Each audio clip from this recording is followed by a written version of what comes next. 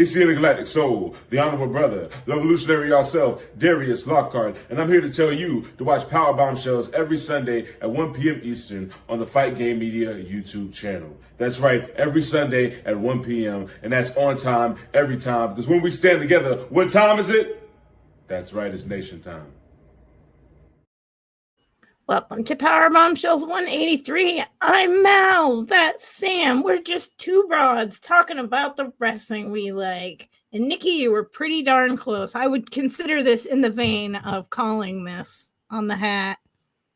Yeah, that was pretty close. You said when you saw it that the hat was pretty close. So yeah, and in fact, this pin is from going to fair last weekend. My friend who has the Harmless Danger juggling show, every year he has a pin that he makes. So I have 10 years worth of unique, because he makes a different one every year, and he actually sits down and makes them. Like, he puts thought into them. It's really cute. Yeah, that's very they're cool. Just your standard run-of-the-mill buttons, but yeah, it's really one of those things that we love, because when we get to see him, and then it's like, don't forget to get my button. Right. But I've been realizing just this, like, recently, the last few months, as we've caught up with people, it's like we've been doing this for 10 years, and we've known a lot of these people for 10 years, because they were our, like, earliest friends. It's crazy. Yeah. That's very cool. I got one more fair. We got the anniversary weekend fair in Pennsylvania coming up, and I'm excited for that. That is exciting. That's very exciting. Yay. You wrote an article about Jordan Grace this week. Well, you might have written it before this week, but it came out. Not Jordan Grace. I'm sorry. What did I say? It was... You said Jordan Grace. It was not. I did an interview with Chelsea Green. Chelsea Green, that's right. I'm sorry. Yeah. Yeah. See, so I got to interview her a little over a week ago, and she was wonderful. She was really funny, very sweet. She gave me, if you haven't had a chance to read it, I at least say that you read her answer about having to wrestle in Saudi Arabia as a feminist and a open supporter of the LGBTQIA community. She gave me a very honest answer, which I really appreciated.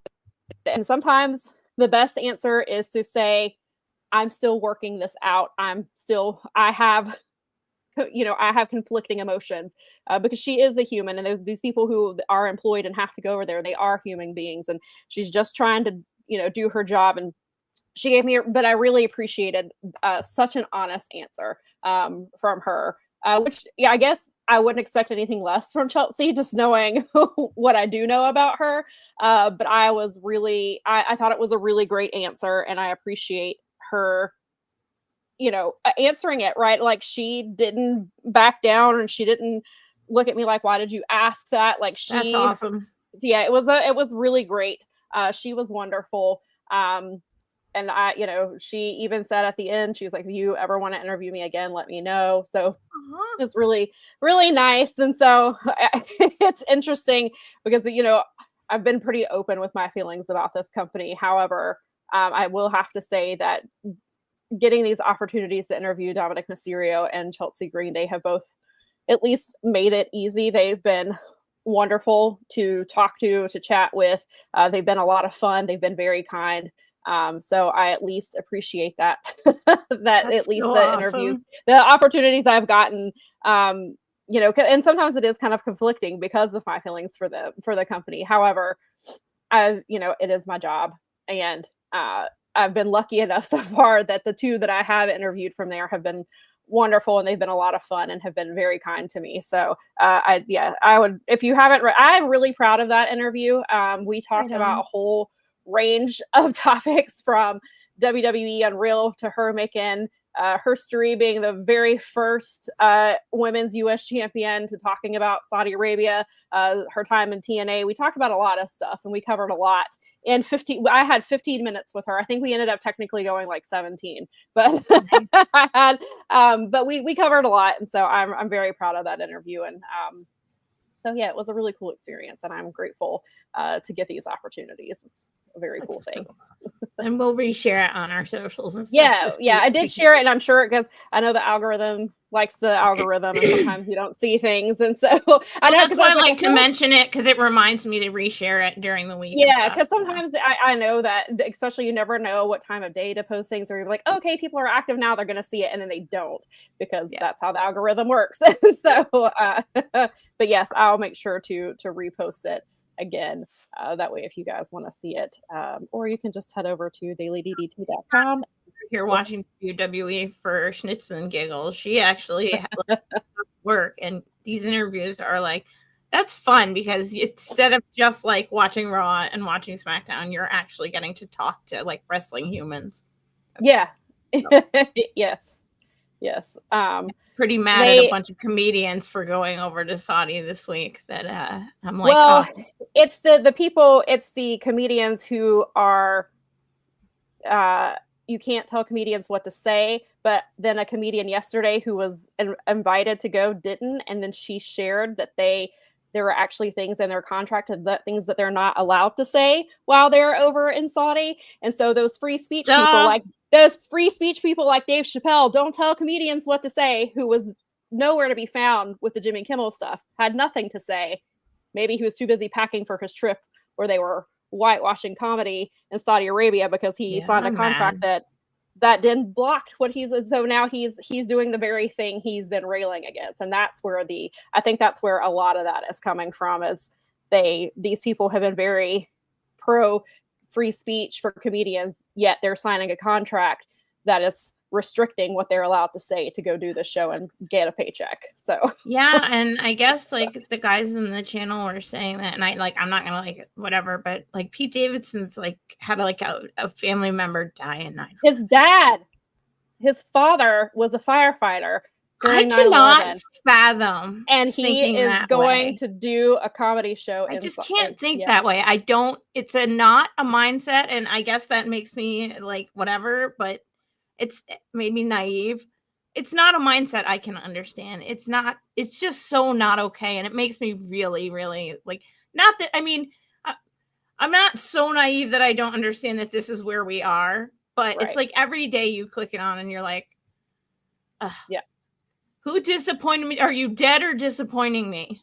Right. When you see someone trending on Twitter, you see a name trending, you're just like dead or disappointing me somehow. Right. So yeah. All right, that was the moody, weird, like manic part of the show. There's so much stuff we have to talk about. This week has been extremely busy for news and every single promotion. I even heard some New Japan news this morning. So there's just like every single promotion decided, hey, this week we're going to have all of these things to talk about. It's like the end of September. It's headed into spooky season. Maybe there's like an alignment thing off. It all really felt like every day I was like, I don't even know. Like, I didn't go looking for it because we're not going to talk about it, but I don't even know what Gail Kim was up to. I just know she had beef with literally everybody this week. She's turned into a grifter in the last 6 days. It started because she saw a deathmatch clip that apparently came from a documentary, so there was no context, and then she was talking about how deathmatch wrestling, it's not real wrestling because it doesn't have a storyline or whatever, and deathmatch fans went after her, and I didn't agree with her opinion, but then I'm really glad I didn't hear that. And then she started but then they started attacking her and saying that she wasn't, basically she wasn't relevant. Which the internet cycle. Right. But that was unfortunate. I was like, let's not straight up lie. Gail Kim did a lot for women's wrestling, especially in TNA. Let's not, just because we disagree with her. But then Tuesday came around and I had screenshot it because I'd sent it to some friends who don't use Twitter much anymore. And so sometimes they can't see things. So I'd screenshot it so that they could see it. And she doesn't thread her tweets together. So they were 4 separate tweets. Oh, dear God. But she was trashing Riho for the same things that she's been trashed for since 2019. She's too little, which Gail Kim, let's not forget, is on the smaller side. her biggest feud was with Awesome Kong. So she was the smaller woman in that situation. She wasn't believable to be Awesome Kong, yet she did. And so it was the whole thing of Riho is not believable. Then she was talking about how she straight up called her a little girl. Riho is 28 years old. She is 2 years away from being 30. And Gail Kim's out here calling her a little girl. She's talking about sounds like gear. Somebody needed attention. She was talking about her gear. So it's the same talking points that they've been talking about Riho since 2019. Right. And she's like, well, I don't. And she's like, well, I don't watch AEW that often. And my friend was like, I can tell because you're giving the same tired takes from 2019. Like, so here's my little qualifier where I tell you that I don't know what the heck I'm talking about. And then I'm going to say a whole bunch of BS. People rightfully went after her and were like, what are you talking about? Like, Riho just had a 15-minute pay-per-view match with Mercedes Moné on Saturday. Like, what are you talking about? And so Kenny Omega, who was in Japan at the time, got on Twitter. Riho is his friend. He's known Riho for nearly as long as she's been wrestling. Like, they're super close. Yeah. And he just tweeted, "Oh, I see another legend is trying to tweet for their TKO gift basket." And she lost it. She kept tweeting him, trying to get him to respond to her, and he wouldn't. I'm like, first of all, it's the middle of he's in Japan, so there's a big time difference. He's might be asleep. That's why he's not answering you. But like, she quote tweeted him like 3 or 4 different times. And so she's still going. She's still crashed. Wow. Now she's turned into she tweeted and was like, now I know how tribalist the AEW fans are, and I can say anything to set them off. Ma'am, you've been crashing out for a week on this app and have done a lot of damage to how people. Some people just don't know when to turn it off, do they? And then she's responding to other grifters like Jimmy Corderas, who used to be a referee for WWE, who was nothing but a grifter now.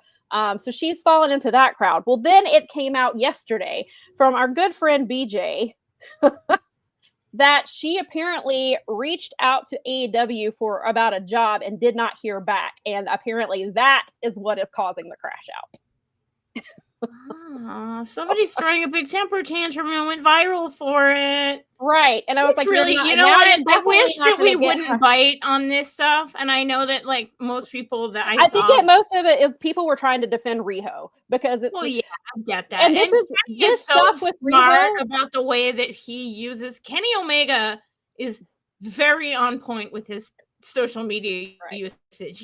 He does not tweet or do anything like that on social media unless he means it. Like that's right. At least he tweets about like video games and going to do like being at cons and doing video game stuff. And so the same stuff I tweet about. Yeah, and then when he tweets like that, like you said, he means it. And like this stuff with Riho, that's the reason we talked about it last week. That's why Eddie Kingston left Twitter, because fans were being so racist to her and he couldn't stand it because he's friends with Riho. So he completely left Twitter and is on Instagram and Threads now. That is why. It's because of how fans were treating Riho. And now you've got Gail Kim, who herself is an Asian wrestler, saying these things and saying that she doesn't have a problem. She doesn't have a problem with Kyrie and Mia Yim because they don't dress like little kids. When first of all, Riho doesn't dress like a child. She wears shorts under her gear, and also her gear is very popular from Japanese style that women wear, right? Especially in the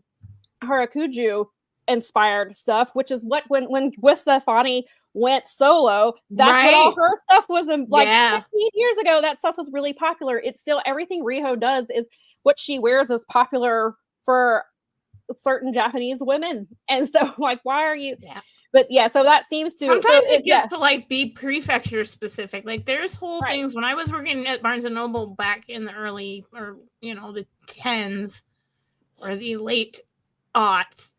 We had a great book that was like a photographer went around and photographed all the women and all their different fashion styles from all their different prefectures. And it was amazing. That book I would just like paw through it like all the time when I got to work that section. And that's like, and you kind of see that. It's like artistry. It's really cool. It's just like, just like anything else. It's no different than Milan. It's just happening in a different part of the world. Right. And then like, I mean, if you look at Sukeban, all the women, there's different factions, and they all wear different styles. And part of it is the Sukeban's, style, I guess, for lack of a better word, is the style, because they would wear the long skirts, but it was because they were hiding weapons.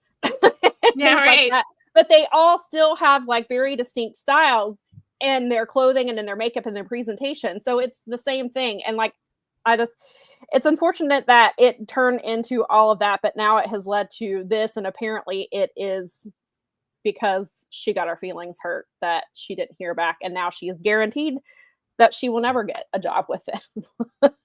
And Mikey Ruckus even tweeted and was like, saying that when he was in a band, they auditioned a drummer who was good, but the vibes just didn't match. And he did this, and then he started crashing out on Twitter. And he said, "Have you ever seen that happen before?"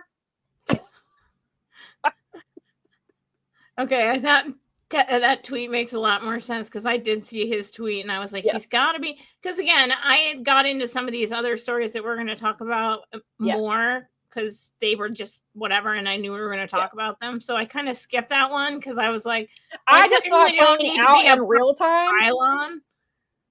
So it was. I didn't want to see it. It was just playing out in my timeline. Like I would see people talking about. Well, and then I saw Kenny, and I knew when Kenny tweeted it, I knew exactly what it was about, and then. People were like, "Oh, she's mad." And then I started, because I don't follow her, but then I would see her quote tweets of her getting upset with Kenny. And you can see Miley is in the background. We'll see how long she stays. She normally doesn't. And for a minute, I looked back in my my brain just did a funny thing where I was like, "Is that my?" Oh no, that's Sam's it's doggy. Miley. She usually pieces out when she hears me talk, but I think she just wants to hang around, because we officially you have a new friend. Yeah, we officially adopted Sadie on Monday, and they get along well. But I think she needs her mom time. She just kind of needs a break. And I mean, they've been getting along fairly well for the most part. But yeah, I think sometimes she just feels a little like that she wants. We tried, and we've been her one-on-one time with you. Yeah, so we've been trying to give it to her, and I have, and so she came in here. While I was still getting ready, and I was like, I'm going to be talking a lot. And I was like, I know sometimes you don't like it. I was like, you're more than welcome to stay. And so I guess she has decided for now that she's going to stay. Hopefully she does not bark.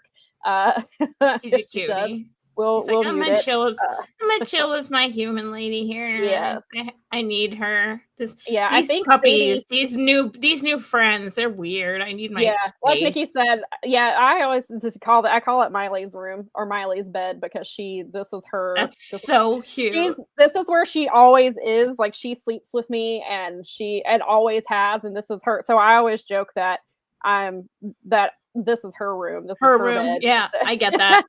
And so I think the last time I saw Sadie, she was with Nikki. I think I think that Sadie's still in Nikki's room. So they've but yeah, so they're doing well. But yes, we officially adopted her last night. It was actually, we weren't expecting to do it so fast, but of course we were fostering her, but we were not aware that she was up on the website yet, because sometimes it takes a while. But somebody put in an application for her the Saturday before we decided to adopt her, and we were like, we all kind of like when I saw that text message from my dad, my heart dropped a little bit, and I was like, oh no. And so we talked about it. Of course, there's a lot of there's pros and cons to having 2 dogs. And three pets. There's a lot, but we just decided that, like, A, we loved her, and B, she was kind of ripped out of her last home because the family had some health issues, and she's just, we were worried. Her anxiety has been getting better, but we were afraid of, like, what if because on the one hand we were like, well, what if this was a great home for her? Like, what if they would, really take care of her? But on the other hand, what if they don't want to work with her because she does have anxiety and stuff, and she's getting used to being here. And we just felt like that was unfair to her to send her off with someone else. And then I was like, and then what if it doesn't work out? What if then she's bounced around to a third home in less than 3 months? And it wasn't fair to her. And like I said, we already fell in love with her and just decided, okay, well, we're going to make it official. So we did. And so now we have 2 doggies and a cat. She was meant to be with you guys. That happens sometimes. We've always said that the universe sends us pets, and they have, especially all 3 of them. All 3, or especially Miley and Roman, came to us in different times where we knew we were going to need them, and obviously they needed us, and so we always say that the universe sends us these pets, and so we know that Sadie was here for a reason, and so she came and never left. She's a lucky one. She will get good. She'll get a good life. She'll be happy. Yeah, I'm glad for you guys. Like, I'm happy. I saw your pictures. I was like, oh, kind of. You guys like. I don't know why I was like. You sounded just the way you were talking about her. I'm like, I wonder if she's already found her forever home and just everyone needs to. Well, when I was trying not to, it's really hard. I was trying not to get attached to her in case. Of course, because fostering is fostering. Yeah, and yeah, my mom was like, I don't think I can. She's like, this is. She's like, I don't know how your dad does it. She was like, because she's like, you get attached, especially. I mean, sometimes they're with you just for a little bit, and then sometimes, you know, my dad has had fosters. Like he has a current foster, which was how Sadie ended up here, because Tucker, while he's sweet boy, he's very hyper, and she was scared and it was too much, and that's how and my dad was like, well, you know, she can just hang out over here, and then so my dad's been fostering him for probably 6 months now, which sometimes happens, and so sometimes fosters stay for a really long time, and sometimes they're there for 2 weeks, so it just kind of depends. Yeah, you guys are awesome. I think it's cool that you do that because it takes a special kind of person, and I don't know. I have a good friend in town, and we joke about like when we get older, if we actually were able to retire, that we'd buy just like a giant piece of property around here, and we would just like keep rescue dogs, because every time we see a dog in that situation, we would just end up keeping it, and we're like, because we can't. And I'm always so grateful to the people out in the world. Even my vet, she's so cool. She even had like a rescue dog of her own. It's like, holy cow, girl, you're like. You do all this stuff. You have your own vet clinic, and you've got like your own problem children at home. She's super cool. I love her so much. She's helped us a lot with our rescue that got bounced around to a bunch of homes in a short period of time and abused. And he's had a lot of like. It's funny how that ends up. Like, we've always said like we were going to try to, because older dogs are obviously the hardest to get homed. And so like that was our plan, has always been like, let's go for, we'll get older dogs. And that didn't happen with Miley. That was just a really interesting situation. I mean, and Sadie's not young, but she's 5. So she is a bit on the older side, but like we were like, after we lost some of our other pets, we're like, we're going to go for, we'll go through our dad's rescue, get an older dog that, that can live out the rest of its life with us. And then that's not what happened. We ended up with the dogs we were supposed to have. Is what we I think that's true. Yeah. The wand picks the wizard, Harry. Right. Right. And yeah, exactly. And Roman certainly chose us. I mean, he was going around to different houses for like 6 months, and then was like, okay, I pick you guys. And I'm like, guess what, buddy? You picked the house that had 2 people who used to work at a vet. And so anytime you get in a cat fight, guess where you're going? At least you guys know what to do. We do. You guys have become experts. You're like, we know exactly what drugs we need. We know how to flush a wound. We know how to. Yeah, we just can't do the sutures. We don't have the equipment for that. So now we got to go to the clinic. He's gotten in like smaller fights where there's not been too bad, where we can just clean it up on our own and kind of like take care of it without having him taken to the vet. But the last time. Yeah, I was gonna say, but then the last time he goes out and has his own death matches. Yes, when he lives up to his name, he was named after Roman Reigns, and so sometimes he has to remind people that he's head of the neighborhood. He's head of the table. He has to have matches and prove why. Every once in a while, he's got to get really scruffed up, and so I wish he would stop that. I was like, we get it. Everybody knows. Please stop. We all know your gimmick, dude. We get you. Right. We're there. You're the toughest cat in the whole area. You're fine. No one's gonna F with you. And he's like, no, there's a new cat I have to show. I'm like, you don't have to show them. They Nikki, feel like they do. I've told this story on here. Yeah, we came up with the name. Yeah. Well, we came up with the name Roman because he was going around from house to house and was showing, and then he was running off cats. Like the day before he showed up, we fed another stray cat, and he ran that cat off. We never saw it again. So you guys, that cat was yours. He's like, this is my house. This is my block. And that's when he was still going around to other houses, and he still ran that cat off, and we never saw it again. People, I mean, you know, neighborhoods need periodic reminders, I guess, to your detriment, because, you know. That's Roman. Dude, can you not anymore? Like, it's expensive. Exactly. It is. I'm like, listen, you're 5 years old. Well, we guess. We think he was about a year when he came to us, so we think he was about 4 or 5 years old. But I'm like, everybody knows now. Fine. I'm like, stop. Dude, you're like in your 40s if you were a wrestler or an athlete. Right now, yeah. And now I look at Roman Reigns on TV now. He just comes, he wrestles like a few times a year. He goes and films movies, comes back. Fine. Perfect. So just take after that one. And he actually that's so cute.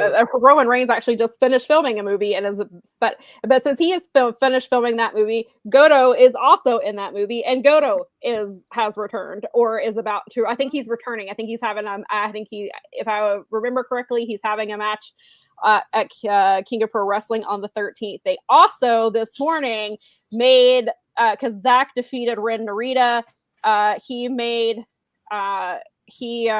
They made Zach versus Takeshita official for King of Pro Wrestling on October the 13th for the title. It is for Zach's title. This will be ZSJ versus Takeshita 3. The first two are incredible. And I guess I was talking about Roman too much. And now Miley wants to leave. So I'm going to turn my camera off for just a second and let her out. No worries. I'll just stare at things. I love that she has Keila Cash's avatar every time she goes off there. We don't know why. Well, I mean, it would be a simple fix, but it's cute. So, and if you don't know who Keila Cash is, she hosts a rap, and she's on our network here, and you need to go check her out. She's the coolest. She's hung out with us before. Those of you who know, it's hilarious. I love when she's just like doing the things. Okay. And there we go. We're back now. And I forgot that it was going to be Keela's Abby that popped up. So. I mentioned it. I think that's Shout hilarious. Out to our broad who has lost her honorary status. She's straight up a broad now. And hopefully we haven't done too much planning, but we have our annual Halloween live stream should be coming up soon. So hopefully that means Keila Cash will be returning because she has been on every Halloween live stream we've had. She has. Yeah, that's awesome. Yeah, we book a horror movie using wrestlers and we dress up, and I always like that. This is my favorite time of the year anyway. I'm a big because like Christmas has always been my favorite, and I'm a huge Christmas person, and I've always enjoyed Halloween, but I've really come to love it even more the last few years. And so I think it's a combination of, because I grew up and I played soccer and I played club soccer and so this time of year I was playing and we were traveling a lot and doing things like that. Or it's also fair season. So it's like two things that are this time of year. It's football season, it's fair season, it's real football season for me as a kid. Right. So there's something kind of awesome about this. It's very just because for so many years, I used to tell my sister, because I would have like anxiety dreams about like missing games and stuff this time of year. And she was the one who pointed out to me, she's like, well, you did do it for like 20 years. I'm sure your body like has a like internal thing where it's like, shouldn't you be at preseason right now? Right. Yeah. So I've started to embrace it though. I actually went and grabbed a soccer ball and just like kick it around now. I'm just like, whatever, keeps me healthy, keeps me moving. Right, exactly. Get that endorphins flowing and get, know, good for the brain. Crash. Oh, I forgot I did see that picture. That we do have new IWGP tag champions. I need to check out this show. I didn't want to go into the spoiler thread. So. Taichi and Ishii. Yeah, I've not been paying super close attention to New Japan as much recently. And I did see that I did see the result of Gabe Kidd versus Suji no, not Suji, Takeshita. I mean, God, not Takeshita, Shino Takagi. Good Lord, if I could get my wrestlers right. But yes, and so I saw the result of that match, and then I saw something else from New Japan's thing about somebody who challenged the winner of that match. So it seems like King of Pro Wrestling is building up to be a very strong card. So I definitely need to make sure that I pay a little bit more attention, or go listen to our good friends over at Speaking of Strong Style, Jeremy and Steven, who, bless them, have been watching all of these things. And even when there's not much news coming out of New Japan, they are still watching what's happening and keeping you up to date on everything happening there. So definitely go check them out. Yes, I saw that Suji called out Gabe Kidd. His Gabe Kidd retained over Takagi. So Suji has called him out for the Global Heavyweight Championship. Which I can get into that. I love listening to those guys. They they know what they're talking about. Yes, I get a lot of a lot of my takes from listening to Jeremy and Steven, kind of like sort of fantasy, but they have a really deep understanding of it. So it's like, what do you guys think about That's what I was going to say. Like, they're both really, really smart when it comes to New Japan, and Steven has a lot of the history background, which because that is not because I didn't start watching New Japan until 2017, 2018. So there's clearly a lot that I don't know. And Steven just has all kinds of great information, and I always enjoy listening to him because he clearly knows his stuff. I mean, not that, and that's not to say that Jerry doesn't, because he clearly does. But if you want if you want the history side of things, Steven has usually got you covered. And then Jeremy is like so good at like predicting things, or like he like the psychology. He's like the psychology guy. He did that. So was it two years ago that he won the G1 bracket? I think did like the big. I think it was 2 years ago or 3 years ago. He predicted, and he didn't get like anything wrong. Yeah, that was know what, and he did because that was the year that I bet on Gabe Kidd winning based on his prediction and was right. So I ended up coming in like, I mean, I was still like in the hundreds or something, but I actually didn't tank it as like I was like, I listened to Jeremy. That's how. And so like this year when I did when I did Chris Samsa's bracket, I did not listen to anybody. I just kind of, as Jeremy put it, went on vibes. Because I went, and then that's how I didn't realize it until I got to the end that I had I think it was Takagi going undefeated, and I was like, okay, well that's clearly not happening. So I had to go, but then it was messing up because I figured he'd be in the finals, and I figured Takeshita would also be in the finals somewhere, and it was like throwing off my bracket trying to fix it, and then I was just like, it ended up, I was like, I should have just left it with him winning every single match, even though it's not happening. But I did see this clip. So Crash said it was a decent show, some good matches in there. Shingo put Gabe Kidd through 2 tables, rather thick, chunky Japanese desk, and the Made in Japan off the apron was insane. Like Nikki was talking about how like Hangman loves to do a dead eye through a table, and they're cool, but this, a Made in Japan off the apron into a table, was one of the most insane things I have ever seen. I quote tweeted it earlier today when I saw it. I was just like, holy shit. I was like, that's insane. So, and I love Takagi. So, and then also speaking of moves that we love, last night I got Commander if you have not watched Collision, go watch Commander versus Kyle Fletcher. Commander's always good. And that was his first match back. He's been injured. He hit an insane destroyer, and like he had reversed into a destroyer on top of that. Like it was incredible. And then like Nikki's like, I'm gonna rewind it, I gotta watch it again. And then of course they showed it in a replay, so we watched it like 4 times. I mean, during my live coverage. That tracks. Yes.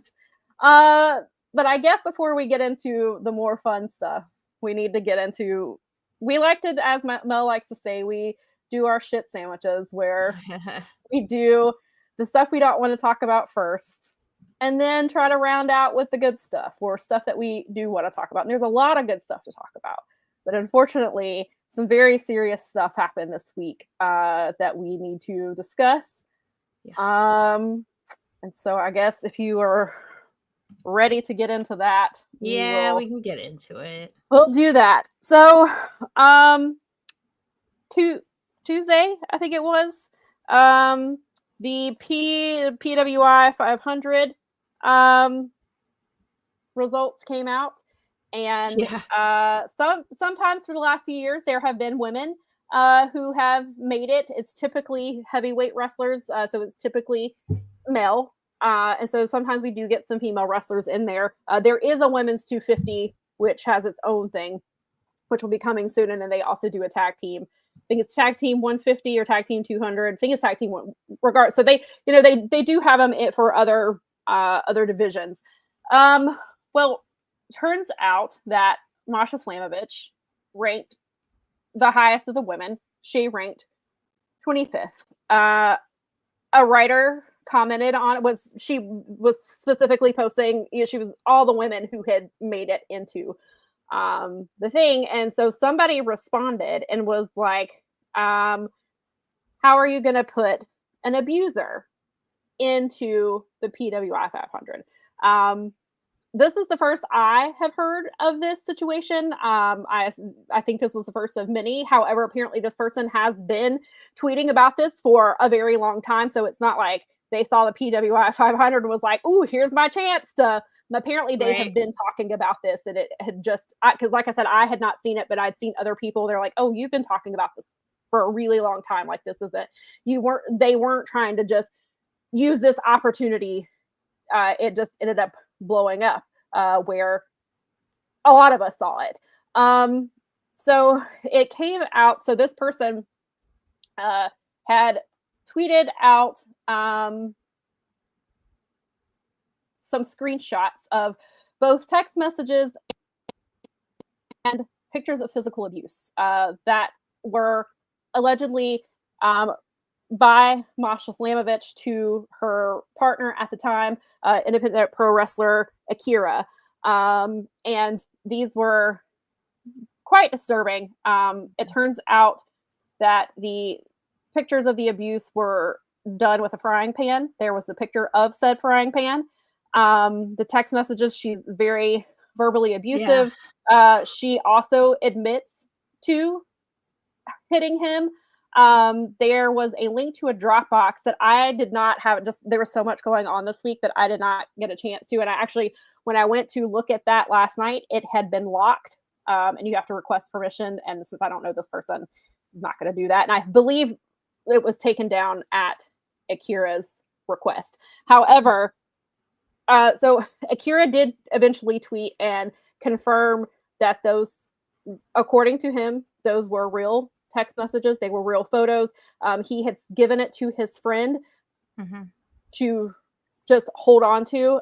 He had, as he said in his tweet, he never planned to talk about it publicly, but it came out, and he even said in the tweet that he he's tweeted a few times. So he did address the contents, and he did say that the friend did have the alleged proof, and he had really wanted to talk about it.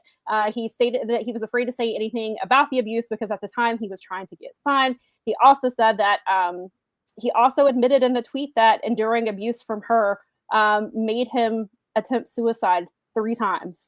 And he said, "I can't get that time back. I can't get the money back. I can't get the last 4 years of my life back. I was just trying to do my best to come back and be with my family and my friends and my dog and try to get signed. I dreamed of doing things." And he just said that, and as the tweet opened, he said, "I woke up to this and people are asking if I'm okay. I kind of want to throw up and I kind of want it to go away forever." And he said he just didn't want to lash out in anger, and he was just trying to kind of work through everything because they were together for 4 years and they split up earlier this year. And then he did say, he loves wrestling. He loves the life and the people that it brought into his life. He said, "It's not a drug for me. If it makes it impossible to hire me or anything, so be it. I'll move on because wrestling isn't everything to me, and I'm thankful for what it showed me." And he has even gone back to say not to lash out at her. He doesn't want her to lose her job or anything because of these things. However, TNA has open an internal investigation, which TNA doesn't have the best track record when it comes to internal investigations. But also it has come out since then that Masha's TNA contract is coming due soon. And my guess is they're not going to re-sign her, and they're going to claim that it has to do with this internal investigation, whether that's true or not. Right. I don't see them re-signing her, at least for now. They did bring back Tessa Blanchard, so you know, they don't. I was going to say, isn't Tessa Blanchard still on there? Right. They brought her back. Granted, she was, you know, she was accused of some different things and has been, you know, but they employ some people.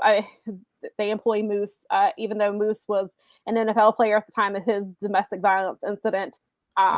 It's still talked about, and if you bring it up, he will body shame you, so he has body shamed several women who have brought it up over the years. He body shamed them, and then blocked them. So yeah, they don't have the greatest track record. So we'll see what happens there. But super original, dude.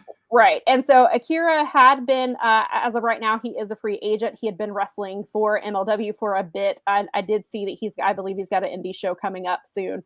So he's doing the indie thing. Masha was originally scheduled to wrestle at Victory Road on Friday. They did pull her from the card. And apparently, as this was happening, she was in Spain.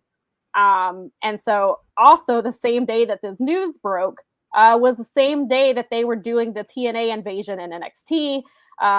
It was unclear at the time if she was supposed to be part of any of that, because she did just compete at Heatwave last month. She competed in a triple threat match for the Knockouts title. She is a former Knockouts champion. She did not win that match. But so she has been on NXT television or programming. And it sounds like she was not scheduled to be part of any invasions angles coming up, it appears, I guess because of her contract situation.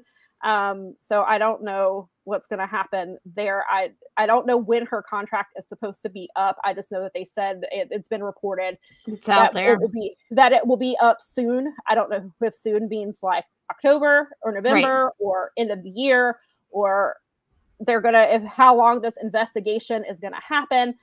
And so, like I said, these are very, very serious allegations. And I didn't see, I saw some of what was in the Dropbox because it made it to Twitter. And then Nikki actually had gotten to it before I did. And she was telling me about some of the contents in there. I went and looked it up and was able to get at least screenshots of a bunch of it. And it was it's horrible. It's very horrible. Really I hope up. that Akira gets the help that he needs. Can heal. I hope that he is healing, whether that means he continues to wrestle or not. But it's just abuse is just not okay, no matter what. No, and that's been the whole thing of speaking out, is to get these people out of wrestling, and that includes people you like. People who I've enjoyed Masha's work. I think Masha is super talented, but that doesn't negate any of the things that. No, but you don't get to do that to people. That's not okay. It doesn't matter who you are, where you come from. That is bad behavior. It's inexcusable. It's inhumane. You don't do that to your fellow human. You just don't. It's emotional and physical abuse are about the two worst things that you can do to your fellow person, because we're and there all were here, other people who kind of came out and corroborated some of the stuff that was in there. There was a referee who he did go back and delete his tweets at Akira's request, but he tweeted a big long thread of examples of what he saw happening in front of him. And then I think it's sad that Akira's friend had a roommate do it. Yeah, there was a roommate that that both lived with them and who attempted to get them to split up multiple times because he saw how unhealthy it was. He tweeted a really long thread about how he tried to intervene and he did the best he could. And I believe he may have taken his tweets down too, but they both said they stood by what they said about her. But because of their friend, they were doing what he requested, but they were not deleting them because they are taking back what they said. They're doing it because their friend asked. But the one who had the the really long thread was like, no, I stand by everything I said about her. So there have been other people who are It's hard. There's a lot of shame associated with that, so it's probably tough to see that up there. And I just, especially when that, you know, they, even though they've been split up since earlier in the year, that's 4 years. Yeah, but like abuse. I mean, to be to the point where you're considering or ideating about suicide in any way, shape, or form. Well, that's what I'm saying. They, even though they've been separated since earlier this year, they were together for 4 years. That is a very long time to try to process everything. He is clearly still processing what happened to him and is dealing with that and not having that person. And he doesn't want people speaking ill of his abuser, which is something that happens.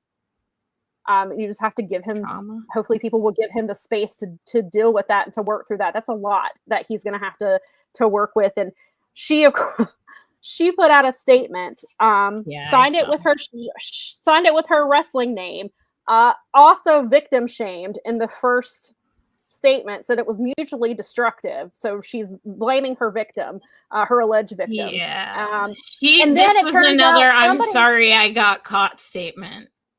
Somebody ran it through to find out if it was ChatGPT, and it was 100% ChatGPT.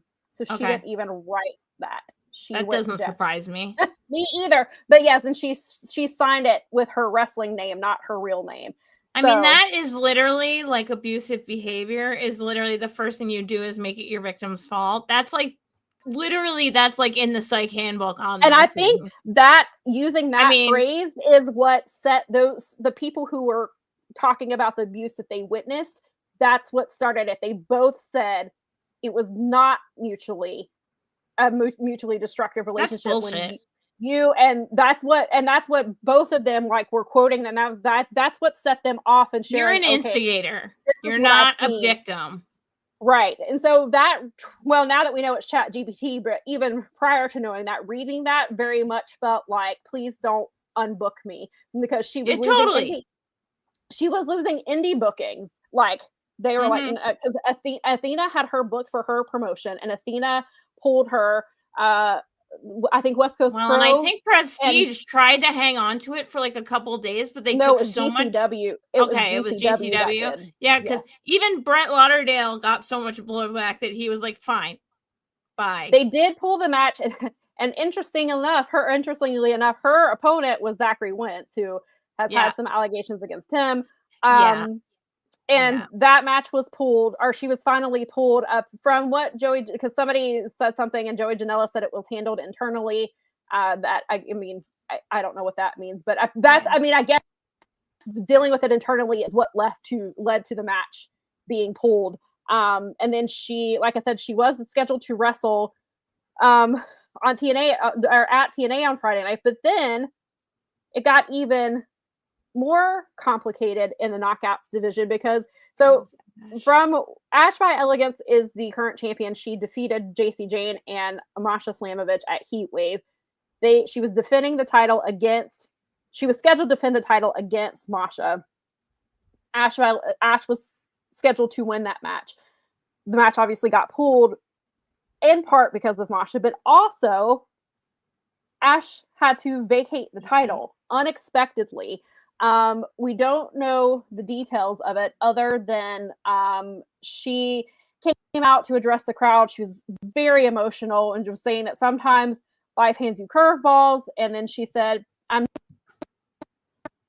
able to compete and do what I love to do. So with that being said, I'm stepping away from entering competition, and with a heavy heart, I have to forfeit this title."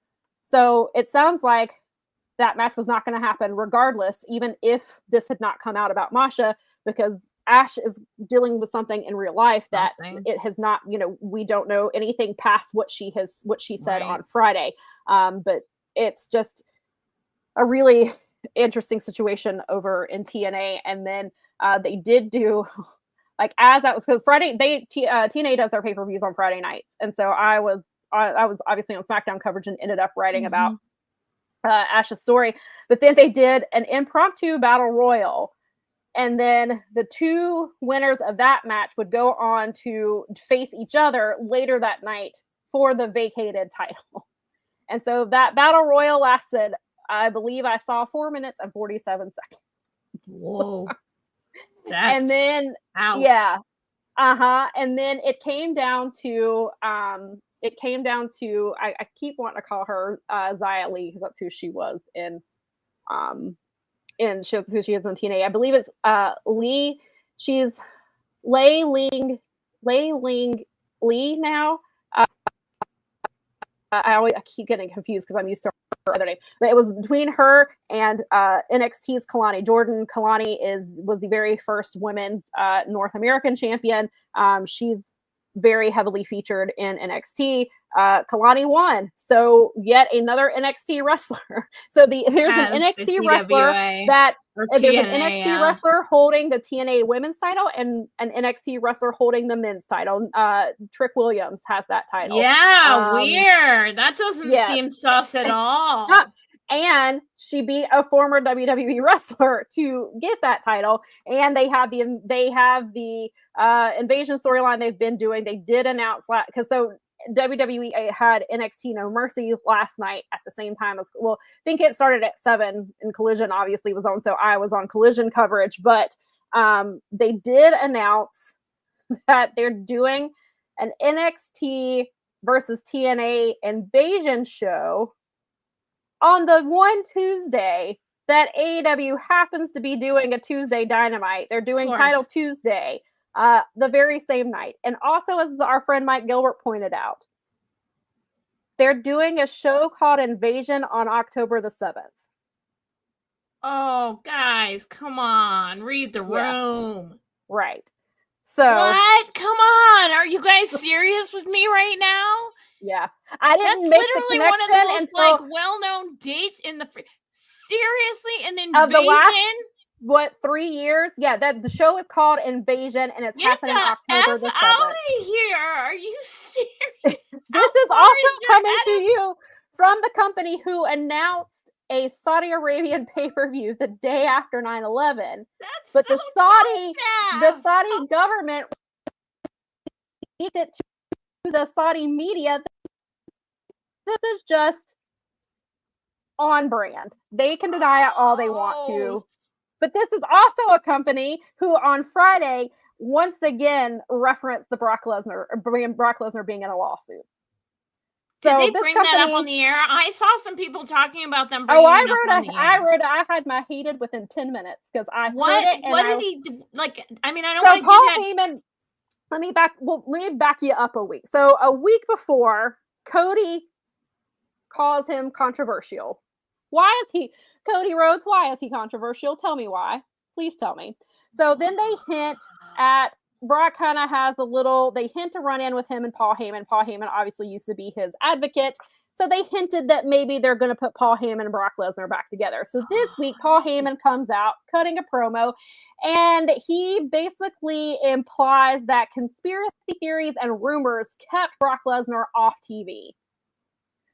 Yeah. Let us remind you, the reason he was kept off TV, he was still paid the entire time. The reason he was kept off TV is because he is named or referenced 44 times in Janelle Grant's lawsuit against Vince McMahon and WWE. And had things not played out the way that he had, on 3 separate occasions, he would have been the recipient of a sex trafficking victim. This is extremely serious stuff. And of course, WWE is doing what they do, and they're making light of it and playing in your face. They don't give a shit what you think. They are the grossest ever. They want to make money. They never stop. They can always go lower. They never. I don't know what it is with them. I don't know. They are the professional we go lower entity in the freaking world. Let's not forget this company. So first of all, Paul Levesque claimed he had never read the lawsuit. Yet weeks later, Liv Morgan spent an entire episode doing things that were in said lawsuit he's never read, intimated in the lawsuit, making it look like Liv was the one it's the woman they were blaming. Clearly, she Liv was the one that in this scenario. Liv was they were. She was the antagonist in this scenario. Right. She's the instigator. She started all of it. She knows what she's doing. It can't be. She has a crush on Mr. McMahon. Right. That type of thing. So like this company this is on brand for them. And if you look back at their history, this is things that they have done for a very long time. Like this isn't new. This is why they win the worst move in wrestling from the Observer Awards for the fan voted every single freaking year since like it's been published. Yeah, that's true. Yeah. I went back through the archives. Yeah, when I was on the Observer. Yes, they've had it every year. Every year they do something so absurdly horrible that they manage to win an award for being suck. Right. So this is nothing new. So this is what they're doing. So F that and stop treating Janelle like she's not a person. That's and like, I would like the accounting error crap. Right. I also would like to remind you, I put it in my hated on Friday. Did you like run into the Slack and be like, this is my hated? Oh no, because I told them, I was like, I was like, is that like, did we hear the same thing? And they confirmed, yes, that's what they took from it as well. And I was like, looks like I have my hated. It's 8:10. Literally, I looked at my phone. I was like, it's 8:10. I already have my hated. The show's been on 10 minutes. That's absurd. That's and so gross. I would like to remind the people who are listening to this, that case is still being litigated. That lawsuit's still being litigated. Nothing has been decided one way or another. They brought Brock Lesnar back because they wanted to and because they can. That's it. He has, and probably maybe they think it's gonna get. They've been trying to get it moved to arbitration the entire time. So they either think it's going to get moved to arbitration, or they think that they'll be vindicated, or they want the fans to perceive it that way. Brock's on TV. That means he did nothing wrong. Right. No. Well, yes, that case is not. Exactly that case is still ongoing. So don't let them try to fool you. That case is still going on. Nope. There's no decision one way or another. They are doing what they do, which is look over here, not over here. But that lawsuit is very much still ongoing, and nothing has been decided yet. And they're playing in your faces. I feel so terrible for Janelle. That's really that is just such bullshit what they're doing right there. Yeah. And I know that when she went into this, and Callis probably and their team probably prepped her for and everyone knows, not all of us that know anything about WWE know that this is right. This is on brand. This is what they do. Yeah, this is right out of their playbook. It sucks, but it's the truth, and it's real. It just still that's F them. That's stupid, and that really sucks. And so it does sound to me like they are, because I didn't watch. And they're going to be taking over. Clearly the groundwork has been laid for them to take over TNA. So when you've got a company that disgusting, what real motivation do you have for them to? Well, and then I feel like they're the kind of people who'll be like, we opened up an internal investigation. Right. It concluded that she was innocent and she's the Knockouts champion again. Right. That's going to say. That also leads. I was going to say it leads right back to the internal investigation by TNA. I don't. Not with TNA or TKO circling them. They've got TKO has their belts right now. They've got the two biggest belts. That's real. Yes. Yikes. That's terrifying. Yeah, it's gross. I'll believe that internal investigation. Yeah, that's what everybody is like. Oh, an internal investigation. Okay. Yeah. Yeah. Didn't the internal investigation on the original internal investigation on Vince McMahon turn up with nothing? Yeah, I think so. Oopsie. And then it conveniently got leaked to the Wall Street Journal. Yeah. And that's how we got. Well, and the reason that we're hearing about it at all is because he effed with market money, and you can't do that no matter how rich you are. No. Speaking of, did you see the thing from his birthday that he gave to 100 guests at his birthday, that hand selected people? Yeah. It's completely on brand. That man is the biggest narcissist. He's such a huge narcissist. So if you don't know what I'm talking about, so So cell phones were not allowed into Vince McMahon's 2-day birthday celebration. Some of the pictures that leaked were professional pictures that were taken, and they had like a photographer there. Certain wrestlers shared them. That's how we found out Drew McIntyre who attended this party. John Cena likely did too. There's no possible way you're keeping wrestlers shut up. John Cena is openly still friends. Yeah, John Cena's come on, but he's still friends, supportive of Vince McMahon. So, there was a picture that came out this weekend of a bust of Vince McMahon's face. Only 100 of them were made. He hand selected who received those. I'm assuming John Cena was one of them. But somebody made the reference as because I don't watch Peacekeeper, but apparently in Peacekeeper he had a bust of himself, which is obviously John Cena plays Peacekeeper. And somebody was like, Vince saw that and was like, I want one of my own. I absolutely would not. That would not even.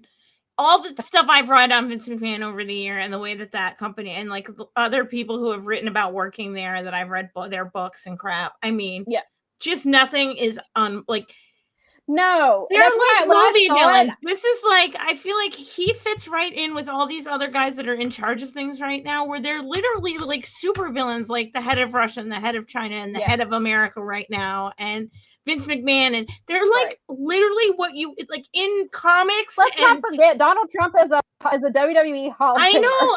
I tell people that all the time. These people are like, I feel like these people should be tying a freaking maiden to the railroad tracks or something at this point. Like they're so gross. Like they are. It's disgusting. And Daza said, "See, I think it's tacky when my friends send me Christmas cards with a picture of their whole family on the front, but McMahon out."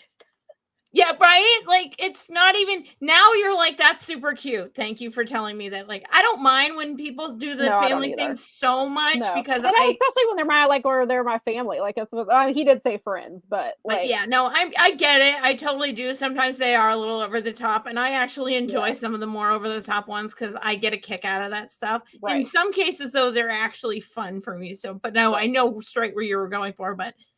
A bust of yourself is narcissistic and megalomania. That's like megalomania is what that is. I was like, I'm kind of like speechless and don't know what to say, but also I'm completely unsurprised. No shock at all. On brand for something that Vince McMahon used to have men kiss his ass on TV. Oh yeah. Oh yes.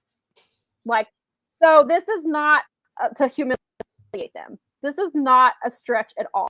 It's still, as Nikki said, this is the kind of guy that keeps pictures of himself in his apartment or in his like condo or whatever. Know what I'm saying? Sure he does. I'm sure of it. Like all over it. Like there's no pictures of other people. There's just pictures of him. Paintings, like the Don Callis paintings, but of Vince. All events everywhere, and all over his house. Not the level of quality that Mel Coleman does. He probably has like statues to himself in his house. That's the kind of guy he is. He probably has a coffee table book of photos of himself. He just looks at himself in the mirror and it's just himself all around. It's like a mirror with like Vince McMahon faces all around it. He probably tells himself how great he is. He's probably got like his AI program to tell him how great he is all day. He probably, and he probably has a shrine to himself that he worships at every day. Oh my gosh. He burns like offerings and stuff to himself. Like I can't with these people. What? They're sociopaths. They're like absurd. They are.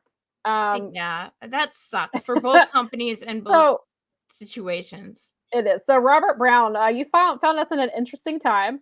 He said he found us on a random scroll. We go live typically every Sunday at 1 p.m. Eastern, unless there is an AEW pay-per-view, then we go live on the day of that show. So that right now, currently Saturdays, we live to go over those cards, but typically Sundays at 1 p.m. Eastern time is where you can find us. Somebody there, I saw quite a few references to Al Snow and Head in the comments. That's actually better. Head is better than the bust of Vincent. Right. I only want Al Snow carrying a bust of Vince McMahon around now in place of Head. Because it's the dumbest thing ever. It is. Dawson said, I remember watching wrestling whose shadows, and even as Bret Hart fan, my jaw dropped at all the pictures of himself he had in his house. Oh, yeah. Brett.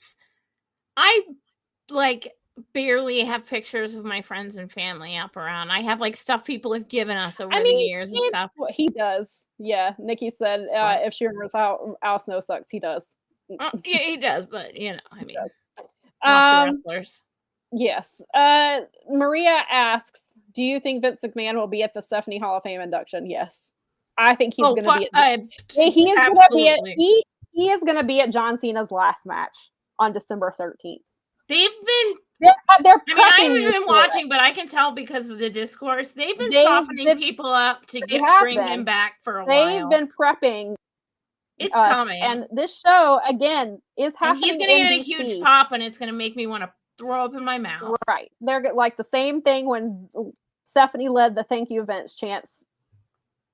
And they all, because Mr. McMahon is the same person. There is no difference between the character you see on TV and the character in real life, except for the person in real life is a million times worse. He's so gross in every possible way. Yes. But yes, there's nothing good. Like that mush brain of his has nothing good inside of it. Nothing humane, nothing like meaningful, nothing that will contribute greater to the greater society. He's just gross on the inside and the outside. Yes. Like he's just gross. Yes, and as I said, as I was going to say, that show was in DC, which people believe that a certain Hall of Famer will be also in attendance. Because they're doing that stupid UFC fight at the people's freaking house. Our house, we pay for it. That whole capital, that whole town. Ballroom. They have that fancy new ballroom. Yeah, with the trucks. Yeah, that we're paying for. You and me and all of our people that are working right now. And the kids of the future. That's BS. That's gross. That now you tell me that, I'm like, they're going to throw a UFC crossover WWE show at my freaking house. I used to walk by that place every day for 2 years. Like I would go over there. Get the F out of here. That's mine. Yeah. I paid for that. Daza said it's right. Daza said it's a slow build with testing the water until they bring Vince back to induct into the Hall of Fame. I know he said he'd never go in, but now I think he's absolutely getting inducted. Of course. The only person not getting inducted is going to be Shane. Oh because Shane, they hate him and he hates them. So because grudges die hard. Yeah, Shane's not getting inducted. He won't be there. But no, there's no way that Daddy can bury Shane that McMahon one. will not be in attendance for Stephanie's. Vince will be. Shane will not get inducted into the Hall of Fame. No, that's not happening. But yes, I think that Stephanie's first, then her father will be inducted. Suck up. When I heard that after this weekend, I was like, when I read that, I said out loud, "Get the out of here." I was like in a room, you know, when you're like in a place where it's like inappropriate, or you're like out with someone, or it's like a group of people and it's totally quiet, and you read something and you're just like, get GTFOH out loud, and people look over and you're like, sorry, you wouldn't understand. And I mentioned it last week when we announced when we talked about Stephanie being announced for the Hall of Fame. She is corporate officer number 3 in the another person mentioned in the sex trafficking lawsuit. Awesome. Corporate officer number 3, Stephanie McMahon, is going into the Hall of Fame next year. Yeah, and she's like known to have like told Ashley Massaro to just like suck it up, honey, and you'll be okay. Right. You know. Yes. So, and that ended horribly too. So, solid people. Right. Daza says, Sam, did you get a Hall of Fame ballot? If not, I'm taking a dump on Meltzer's lawn. I mean, I can't stop you. If you would like to fly across an ocean. I doubt Sam got a ballot. I did not get a ballot. It's not my goal to receive one. If I receive one, I receive one. I don't go out of my way to make that happen. Sam will never be on Dave's radar. All I do is time women's matches, and apparently that's frowned upon. Sam will never be on Dave's radar. She should be. I do agree with that. She does a lot of great work. Unless it's about timing matches, so that he can. He's made a smart ass comment about it before. It's us timekeeper people. The timekeeping people. That's okay. We capitalize on it a little. That's fine. The timekeepers. That's our tag team. That's timekeepers. But you know what? Match times. I'm sure a lot of it has to. I'm not taking any credit for it. I'm sure a lot of it has to do with Mercedes Moné. But I'll just say a lot of women's match times have increased over the last year or so. And a lot of that I do, attribute, like, I'm not taking credit for it, but in any means, but I'm sure Mercedes was like, oh no, I see these match times, and that ain't cutting it for me. I don't wrestle 7-minute matches. You're not going to let the rest of the division's also going to wrestle long matches now. Thanks. Now that it's out there, it's working. Like, Toni Storm is arguably one of the biggest stars in wrestling right now. Mm-hmm. Like, she just is. And that's real. And it's helped the women's division in AEW enormously. Yes. Yes. Nikki did tell me this the other night. She sent me a screenshot. A mutual that Nikki has on Twitter told me that his sister loves that I time keep matches, and apparently his nephews watch our show. They're cute. Older. They're not children. What I'm saying is they're I don't want to blow them up. But his nephews have discovered our podcast. We appreciate that. Thank you. Thank you for that. We appreciate it very much. And we're all of you guys. You were here. It's really cool. Yes, all of you guys. I guess we'll keep with the WWE stuff before we move on. Yeah. So the other big thing that came out this weekend is that AJ Styles has announced his impending retirement. He did an interview with Tokyo Sports and said that he he plans to retire within the next year. He hasn't worked out a specific date yet. He wants to retire before he can't wrestle anymore. He doesn't want fans to see him not be AJ Styles. I'm sure that foot injury he had last year where he got injured during a match on TV. I'm sure that probably put a lot into perspective for him. And he's like, I'm not going to be that guy that hangs on way past my prime. And so he's hoping for a WrestleMania match. He said, of course, we're still a few months away and he doesn't know if that's happening. He would like one. And then whenever he does decide to retire, he is planning to stay involved the WWE, like on the coaching side of things. He said he enjoys doing that type of stuff, so he foresees himself doing that. AJ is 48 years old. He is, he's been wrestling. I think I read that he's in his 26th year, I believe, which is crazy to think about that he's been around that long.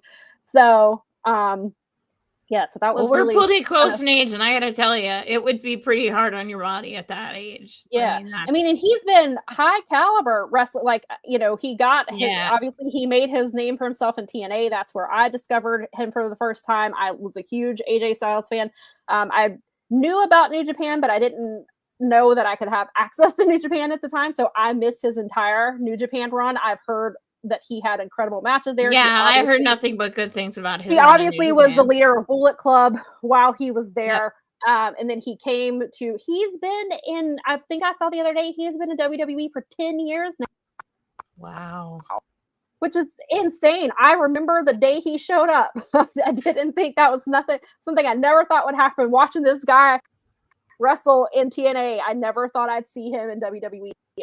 And AJ's had some incredible matches, and good for him, and good for him for going out on his own terms. It is rare. We are seeing a lot of wrestlers now, like you have John Cena clearly on his retirement tour that they have completely botched. His retirement tour, awful, at least in my eyes, it's been terrible. But then you've got obviously Tana is doing his retirement tour. He's having a blast on his. I believe yesterday they said there's 99 days left on Tanahashi's retirement tour. John Cena's final match is December the 13th. We're getting very close to him retiring. Isn't there someone else? I feel like we have I feel like there's a third wrestler that's getting ready to retire, and I don't know why I just blanked on who that was. But now we've got, so I guess it's not completely, like, we do kind of have this, where wrestlers are saying, this is it. This is it for me.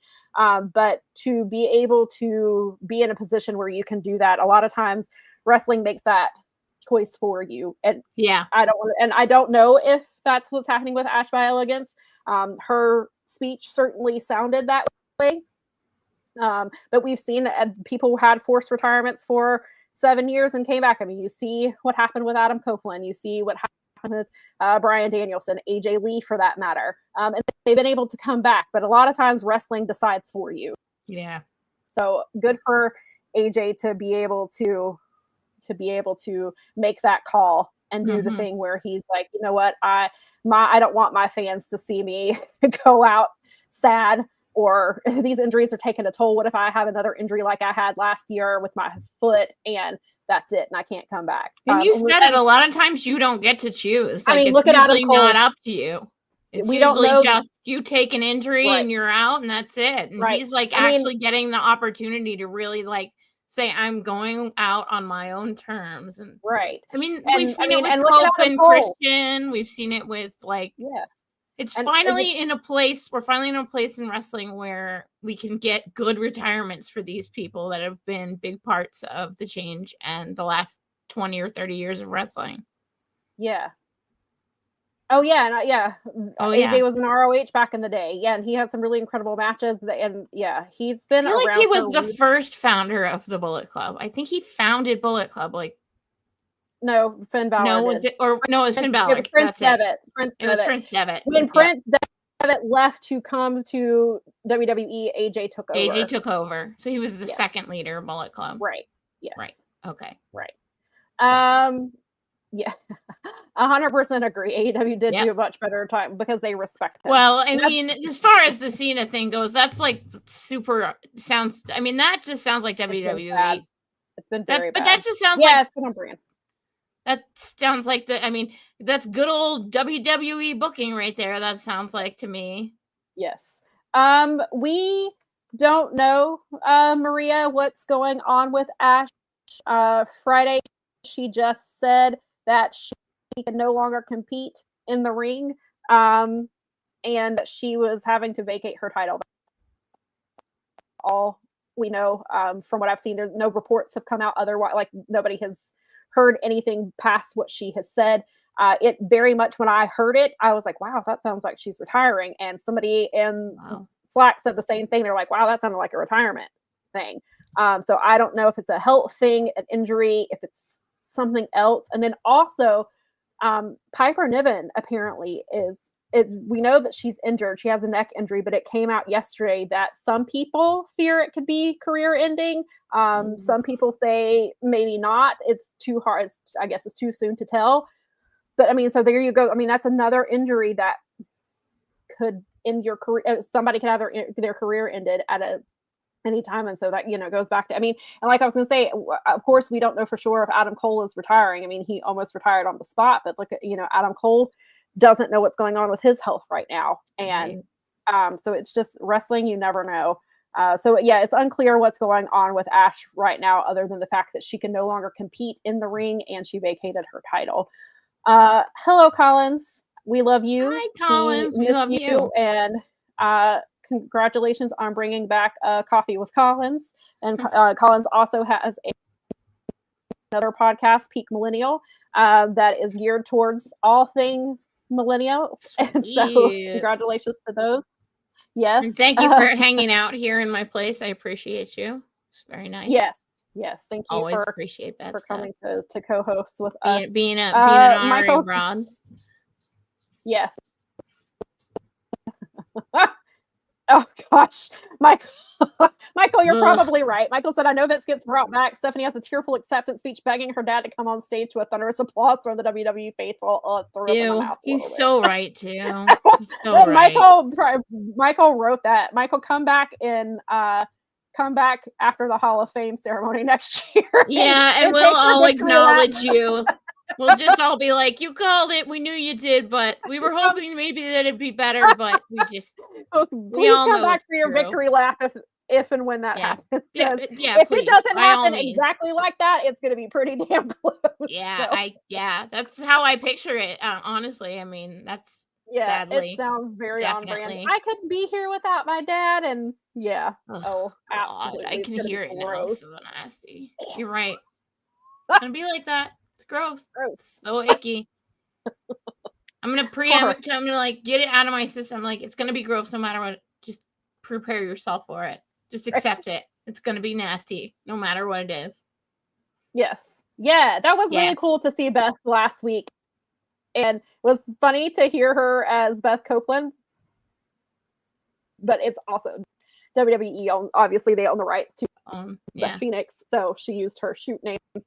She was just Beth on her graphic. But hell yeah, good for her. And can we talk about Willow on Wednesday? And how she was talking about how Beth inspired women to not take shit from men like Dax. That was awesome. That was a great line.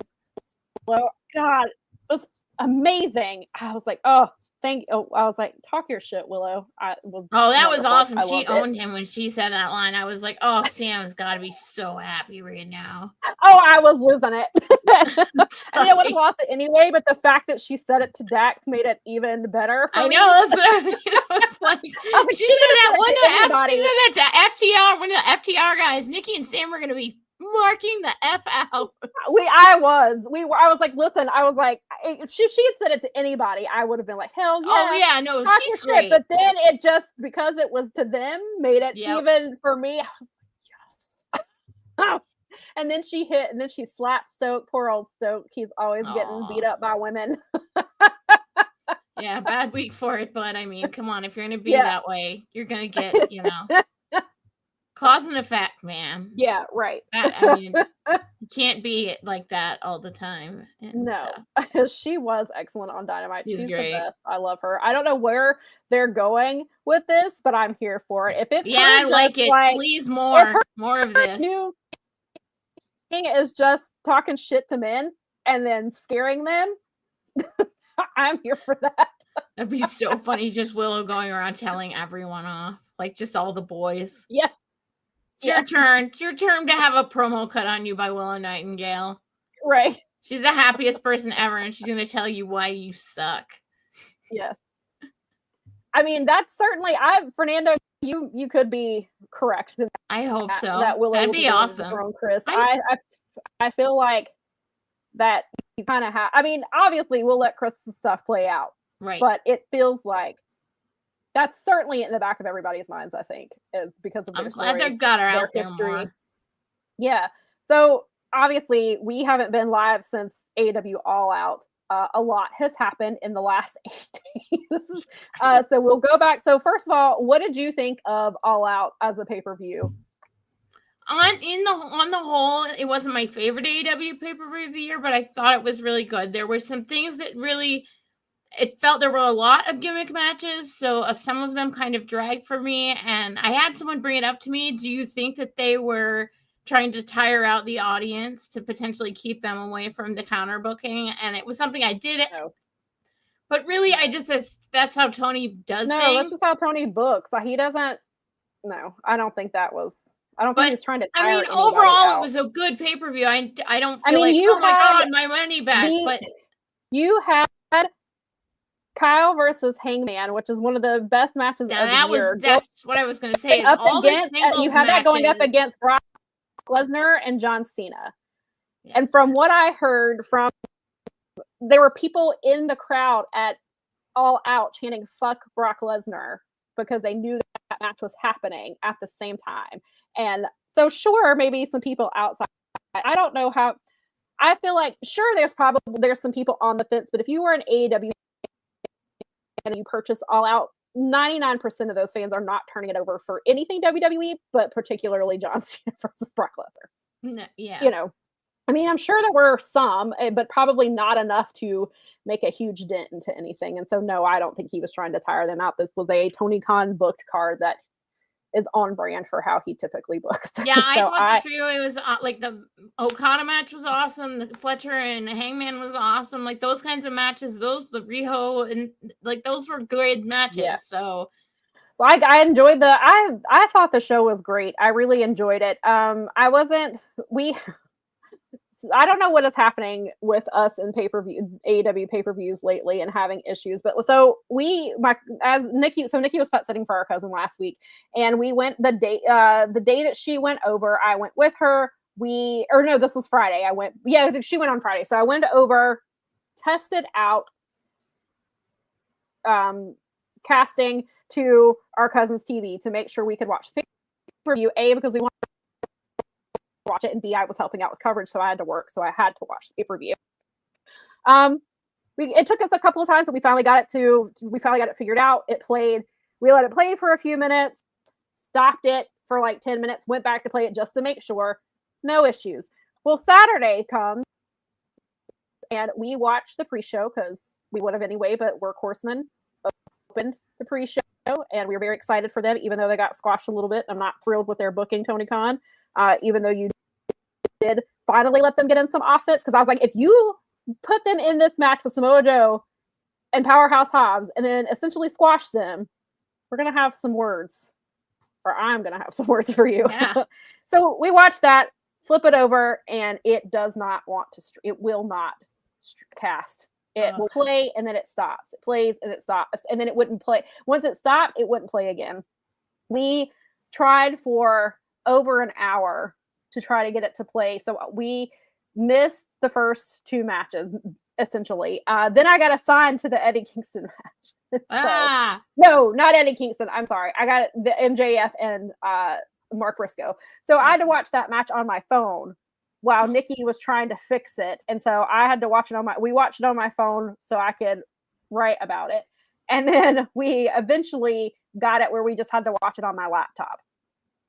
So, but then I ended up missing a couple. I got assigned to other articles. So like I had to go back and watch the 4-way because I was listening to it, but I couldn't see it because I was writing about the match prior. I was writing about the coffin match. That's what it was. And so I was listening, and then all of a sudden the bell, and I was timing, and I was like, oh, we're hitting like 12 minutes. Okay, cool. And then the match stops. Or I just hear them say that the match is over and that Chris Statlander won. And I was like, what just happened? So I stopped writing my article, move that out of the way, pull it up, and see that Stat has won. And I was like, what do you mean? Mm-hmm. And then I was Toni. Toni was walking around looking dazed and confused. That was me because I was listening and not watching. So yeah. It's just like, what happened? And so I obviously, and then I heard she won with the seatbelt, and I was like, oh, okay, I see what we're doing here. She won with the move Wheeler Yuta taught her. Wheeler Yuta came out with her again for the third week in a row and said something to her. And she has beaten Toni with her move. And then I was like, and it makes sense. The match was, yes, it was 12 minutes, but in the way that it was obviously a shock upset. Like nobody expected her. So it made sense that it was a quick match. They won it in 12. It was the shortest. It was clearly the shortest women's match of the night because Mercedes and Riho got 15 minutes. I believe it was like the shortest match on the card. No, I think Eddie may have been shorter. Eddie versus Big Bill may have been shorter, but it was just it was a shock for everything. And it just and not to take away anything from Chris, but it also was just like you had her tap out Athena the month before. You did not have Athena defeat her. And not only did she not defeat Toni, you had her tap out. The show prior, she beats Mercedes Moné. You couldn't have, again, this is nothing to take away from Chris, and we'll see how the Chris storyline plays out, but like you could not have her lose to two of the best women you have. And again, This is nothing for Chris, but like if you like, it's just interesting. Like, how do you have her beat Mercedes and Athena and then lose in shocking fashion in 12 minutes in a 4-way? But in 4-way, every time there has been, I believe it was actually Laurent who pointed this out, that when AEW has had a pay-per-view and had a woman, the women's champion defend in a 4-way, the champion has lost. And so Toni Storm has a reason for everything that she does. So I feel like this is part of it. I feel like Toni Storm has earned, she's earned everything. So I will give her the benefit of the doubt with everything that she does. I think it also goes into whatever they're doing with Chris. We saw her reject the Death Riders. Yeah. I don't know that I believe that. I feel like that's going to come back later, and not as soon as next week during the tag match. Like, I don't think she turns there. I feel like a turn is still coming. I didn't buy it. I mean, somebody made the point that yes, that's why Jon Moxley was gritting. She double flipped him off. That's what he wanted from her. He pushed her to the point where she won the title, and now she's making her choice. That's all he wanted from her, which is a very fair assessment. When I watched it, I got the feeling that that story is not finished and that Chris could still join them at some point before the end of the year. But maybe I'm wrong, but that's just how I felt in the moment watching it live. I was just like, I don't buy it. I don't believe it, because it's really, because she defended her title Wednesday, and what does she win with? She won with the seatbelt again. So she's still winning with the move that Wheeler Yuta taught her. She won the title with it, and she retained the title with it.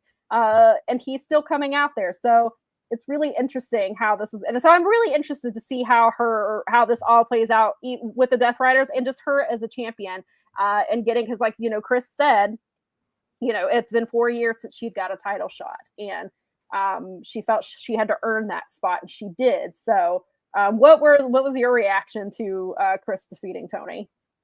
I was very surprised. I had no idea what was happening. It was like a big shock, and I was like, that's such an interesting way to do it. But there are also, I feel as though, if Toni was going to do it, whatever the reasoning for it is, that I think this is probably, especially with the announcement of the tag team titles, I think it's probably a great time for Toni to kind of disappear, because no matter when she comes back, she's going to be over.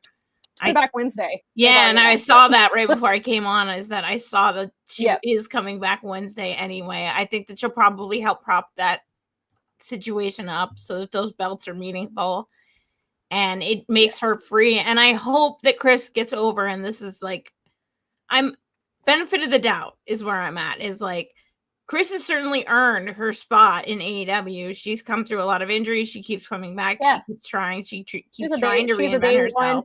Signee. Yeah, we thought, and All Out was a lot about the day one talent. Yeah, you've got. I mean, we'll talk about some of the other things that happened, but it was about a lot of the day one or early talent. Like Eddie was not day one, but Eddie has been there. Early adopters. And he's been a beloved fan favorite, and he returned. And we'll talk about some of the other returns. So this All Out was very much a day one AEW fan type of show, and then especially coming up on Dynamite. 6 years of Dynamite is coming up on Wednesday, which is crazy to think about. And then the following week, when they do Title Tuesday, is happening on October 7th. That is happening at Daly's Place, which is during the pandemic era. That's where they ran shows. So that's a really important place to AEW. And so coming into that, having Chris as the champion, I think says a lot about like what they're doing and where they're going, and I'm really interested to see where they go with Chris. I think this is going to be a good champion. It feels like she's off to a good start. She only had the one match, and the next week we're getting the mixed tag match with her and Darby versus Yuta and Marina, which will be really interesting to see how that plays out. And last night, Yuta used her government name, called her Kristen, and was like, you made the wrong choice, and Kristen, you're going to pay for it. And I was like, oh no, he used their government name. dear goodness, we're into something now. I feel like, LaRon, there was a reason that this match was short. I feel like I think it was smart to do a short. This was a shock. Chris was it was a big shock. They had to do a quick win because they had Jamie and Tekla, which we predicted Jamie and Tekla would take each other out of the match because they'd be too focused on each other, which is exactly what happened. And so we had predicted that Toni would pin Chris, and then they would get a one-on-one match, and at Wrestle Dream maybe. So I felt like it was smart to have this as a shorter match because it was a quick win. Chris was not supposed to win this match. Like a lot of people predicted that Toni would win here and then lose in a singles match. And Chris hasn't had a title shot in 4 years. Like she was not. And so for her she had to win quickly, and she won in a quick fashion. She used a move. She doesn't close her. I mean, yes, she's used the seatbelt, but she doesn't. That's not her finisher. And so she won with a move from Wheeler Yuta, which is why I feel like this Death Rider storyline is not ending anytime soon with her. And so Nikki says everything that was needed. That's what she's talking about, the cast when we were trying to cast it on the TV.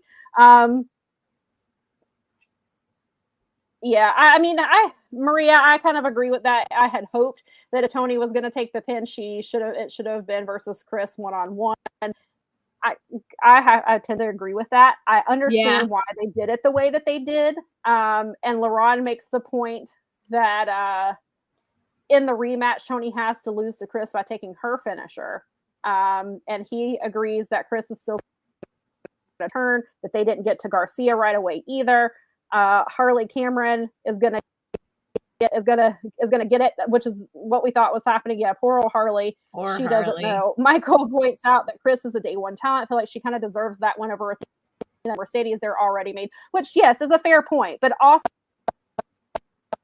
like you pushed Athena to win this gauntlet match. You gave her this. People have been begging for Athena to be on television. And you put her in the situation where she should have won it, and then you had her tap out to Toni, and then Toni drops the title the very next month. Which again, Michael makes a very valid point. But then if you have Mercedes win, then you give Mercedes her 10th title. She's looking. Then she needs one more to break Ultimo Dragon's title, and so now she's still 2 titles away from that. But but I get what you're saying. Where was I going to go here? Yes, he says Maria says Harley better stop hanging out with Chris. Yeah, agreed. She needs to get out of there now. Daza says there has to be more to come as the story has nowhere to go as it stands. Yeah, I'm really interested to see. I feel like I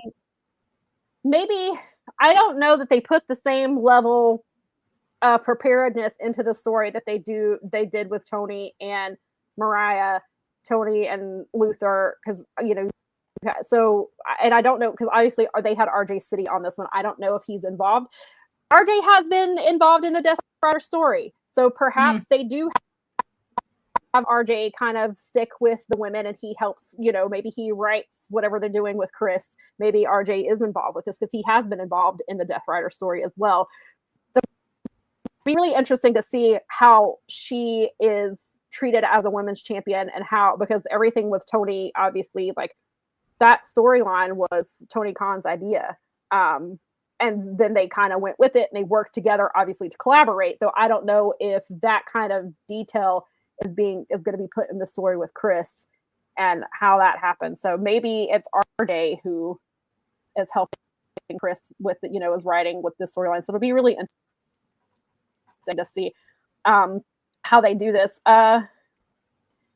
Fernando says the Death Rider story should boost Chris Stat's character arc the way she's always needed. I really hope so. Me too. Michael says I feel like Toni was getting close to cooling off because she's beat all the top women. Yeah, and so we knew that, and that was my argument last week. That Sam's been saying that for about a minute. Toni doesn't need the title. She's going to be over without it. But we were getting to a point where, roughly for 2 years-ish, a year and a half, whatever, that title was involved. Either Toni Storm was holding that title or it was Mariah and the storyline was still about Toni. Right. And then Toni got the title back and you're getting into Roman Reigns territory with that. And that title needed to be away from her and onto somebody else. So I felt like Toni, my assumption was that she was going to retain at All Out and then lose it at Wrestle Dream or Full Gear or World's End. I was like, I wanted her to drop the title soon. So I don't have an issue with her not being the champion anymore because Toni is Toni and Toni will be made forever. She just needed the title. And I'm really interested to see what she's doing. And I love that her return is in Hollywood, Florida. Yeah. Which I feel like Toni is going to get confused maybe and think she's really in Hollywood or probably something. Like, I'm really interested to see how she can, like, how does Toni continue? Because obviously when she lost the title, she left and she was wrestling in Mexico and Australia, and she was in Japan. She was wrestling with Mina behind Mariah's back. Like, so what happens to Toni now that she doesn't have this title? Does she go off again? How is this going to play out? So there's a lot of interesting things here, and I'm very excited about where things are going with the women's stuff here. Athena is taking time off. She was taking 5 to 6 weeks off.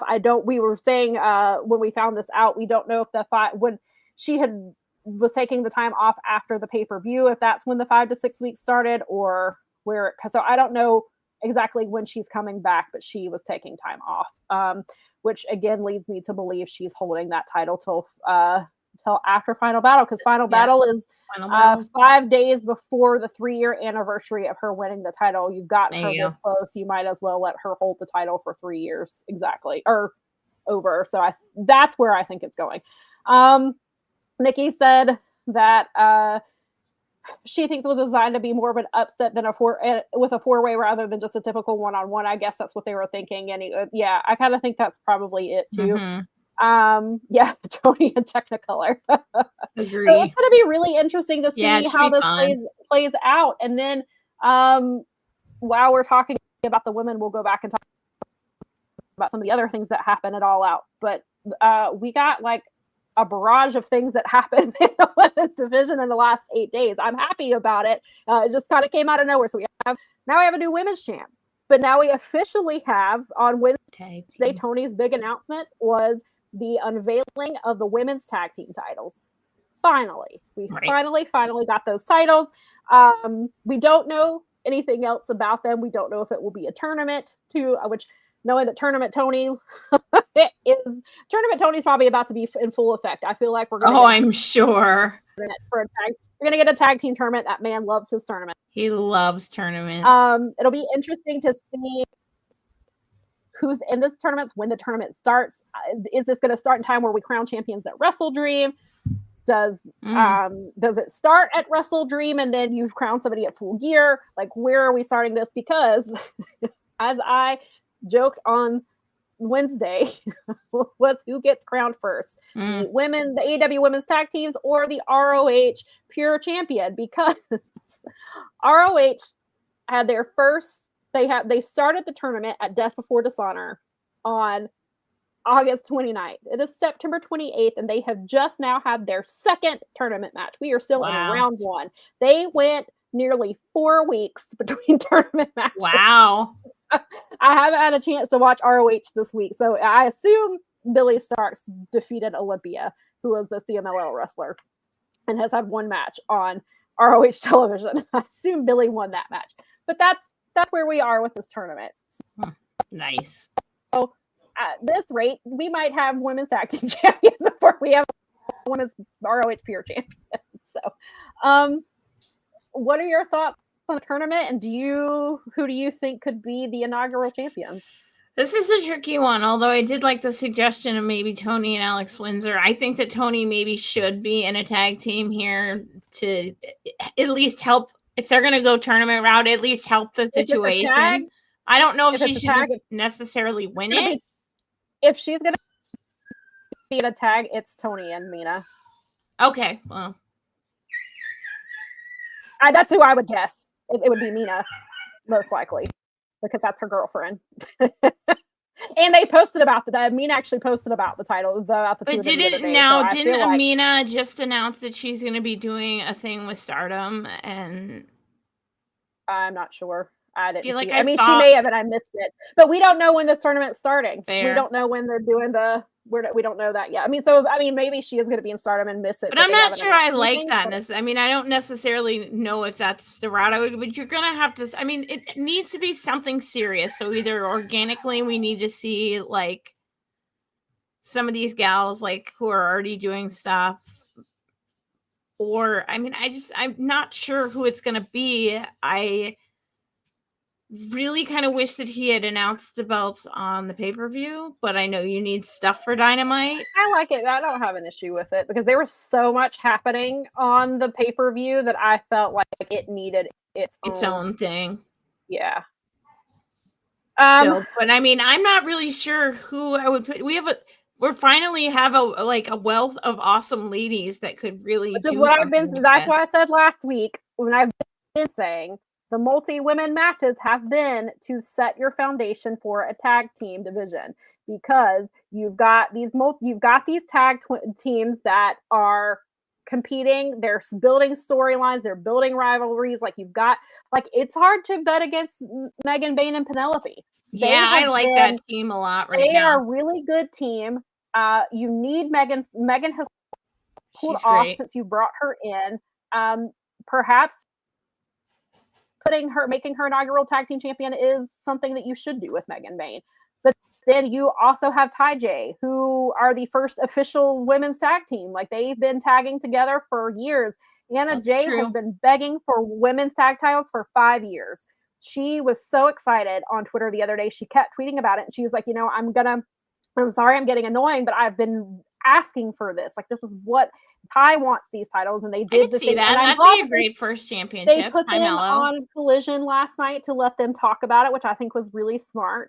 So you have Ty-J, you've got Sky and Julia. I mean, technically they're in a trios with Tekla, but you've got Sky and Julia. I would assume that there's a very good chance. I mean, maybe you belt them. Triangle of Madness is a really hot, trios right now. So maybe you put the belt on 2 of them. You've got maybe they put Willow with Queen Aminata. If Aminata doesn't win, even though I think Aminata maybe Harley ends up tagging with somebody if Chris turns. Yeah, because Harley's great. It could be that. She would be someone that you could pair up. And Harley's super over.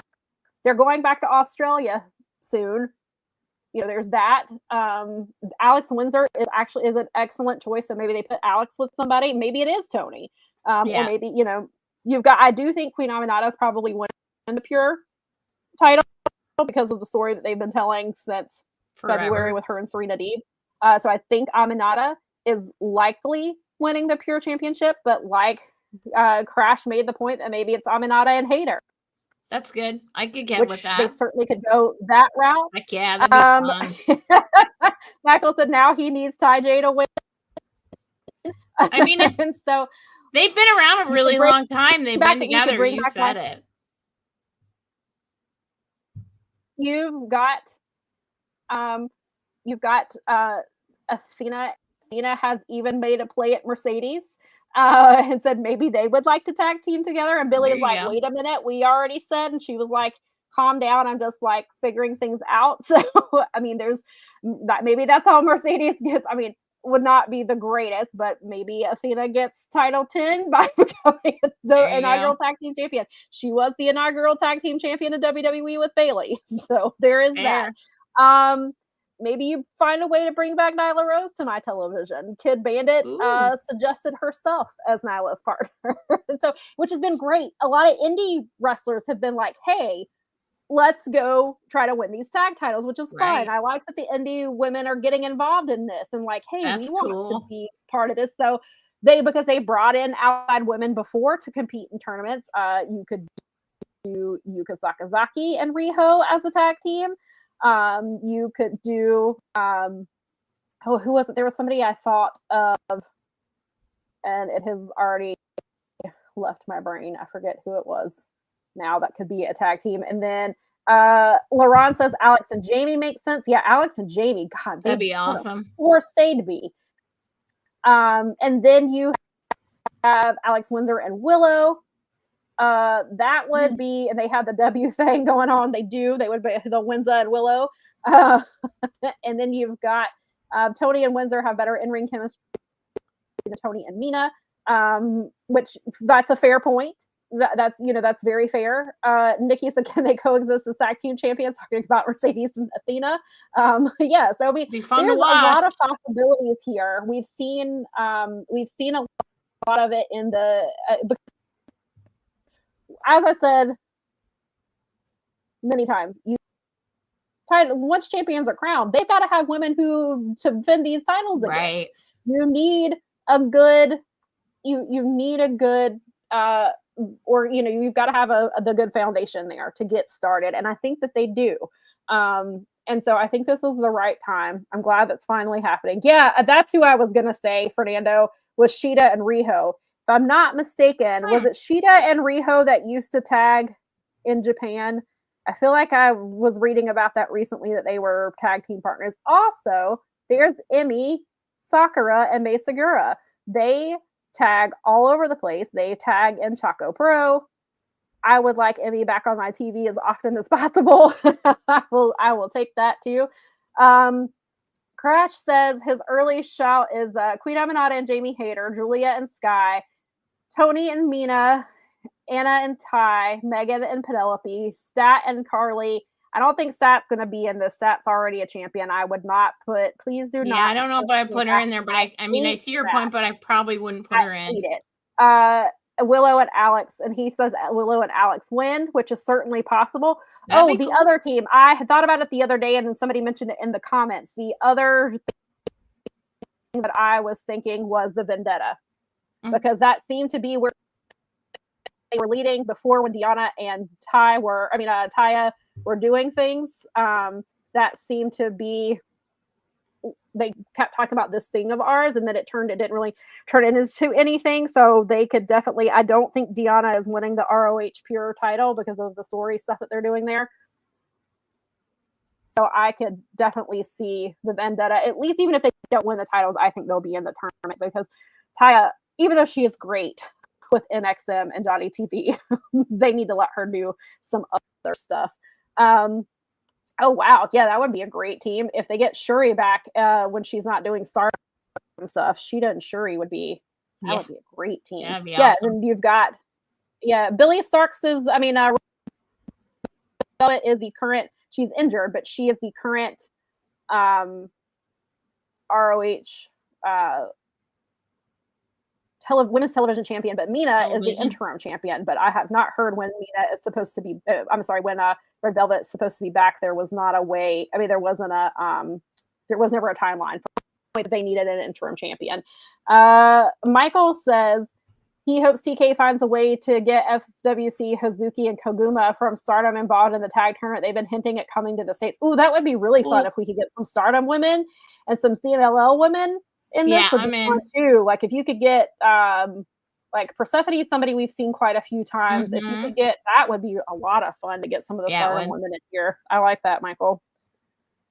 That would be really cool. It'd be fun if it was more like multi-promotional. If there was like inter-promotional tags, it would be way more fun, I think. Yeah, I think so too. No more double champs. We have too many of those. Thank you, Fernando. I'm right there with you. And I love you, Bandito, but I need you to drop that ROH world title if you're going to be a tag team wrestler. Brodito's awesome, so stick I with love that. them, and I love Bandito, and he is. So just give that belt to somebody else that can actually carry it and do stuff. Yes. So you and Mark Briscoe can go crazy for the rest of ever. I don't know if Collins is still in the chat, but Collins and I'm with her. I'm with them. Shane Taylor currently is a trios title, 6-man champion, but I would love to see Shane Taylor as ROH's champion, because that'd be fun. Shane Taylor is incredible. He's great. I would love to have that. Maybe we get Trisha in this. Maybe we get her in this tag team tournament. She and Deonna are building quite the feud. That'd be fun over in ROH. So that could be something that would be fun to kind of see spill over into the tag tournament if the Vendetta gets into it. Oh, LaRon says that Red Velvet tweeted at Mercedes about going after the tag titles, because Mercedes has asked who wants to be her partner, which is everybody. Crash, I'm with you. Needs to be a full-fledged tournament. No throwing teams in at the last minute. This has got to be done right. And if you've taken this long, you better do it right. Agreed. And then, hey, you know what, Nikki? Shane Taylor absolutely needs it, and I will accept a double champ here. Yes, I will. Yes, I will accept Shane Taylor being both a 6-man trios champion and also the ROH World Champion. That makes more sense. That seems a little more. I will do that. That's reasonable. That's more reasonable. USBA gas said Tony needs to understand how important Shane Taylor is to Ring of Honor. Thank you, because I have been shouting about him for a very long time. Yes, Nikki, true. Kyle Collins and Kyle Sparks, who also does Collins Honor Ramble with Collins. I cannot say enough good things about Shane Taylor. He's incredible. Great. He's a lot. A huge just fan great. of his. Solid. Yeah, I love that guy. And yes, so I am here for double championship Taylor. So then, as if things couldn't get any crazier with the women's division, last night the women main evented, which I was like, oh, that was kind of interesting that main event in Collision. It was a really good match. It was Jamie versus Julia. Jamie has had it with Triangle of Madness. She wants all of them. Issued an open challenge. Julia answered that challenge. Sky was out there with her. Jamie got the win. Afterwards, Sky and Julia beat her down. Queen Aminata came out to kind of even things up. Then Tekla comes out and she's just kind of yelling at Jamie from the and Jamie grabs the mic and she said, there's about having 3 words. And I was like, oh, blood and guts. But I did not believe that it was going to be a blood and guts because of what Tony Khan has led me to believe, that the women's division is not healthy enough for one. Right. Of course they're not. Shockingly, as we called out last week, who is hurt? Looks like you got a pretty healthy division to me, sir. Yeah, right. And I guess it's healthy enough because that is the 3 words that Jamie yelled into the microphone was blood and guts. Finally, the women are getting their own blood and guts match. Will they get their own show called Blood and Guts? I don't know. I'm a little concerned because at first Tony Schiavone was like, it's happening on Wednesday. And I was like, on Wednesday. And then he dialed it back and was like, we don't know when it's happening. Right. I was like, please don't do it Wednesday. Maybe they do it on I don't know if they're doing it on Title Tuesday, but I don't know if everything on Title Tuesday is a title match. So maybe not then. I wish they would do it in Detroit like they did the first Blood and Guts for the men. That would be fun. That would be so cool. I mean, I know that's selfish, but we have a lot of wrestling fans here. They would be totally into it. A lot of our local promotions are booking women in main events around here right now. It's like, it could totally work. That'd be a lot of fun. Yeah. That's where the first one happened. You can kind of do a callback. But are they doing it anytime? Are they coming to Detroit anytime soon? No, but it doesn't mean they won't add one. He promised us a pay-per-view. That would be next, like the next closest thing in a like. Just it'll be. So I don't know where this blood and guts. I'm hoping this blood and guts match is not going to be thrown together. I hope it gets time. I'm very, very, very excited for. Please. If you're going to do it, you have to do it right. Don't just. To hear damn match, you're going to hear about it from me, sir. And everyone else.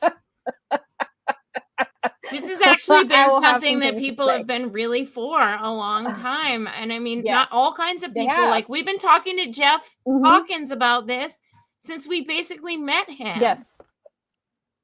And he was the one who brought it up to us, if I remember right. Because I don't think you and I ever thought that would be possible.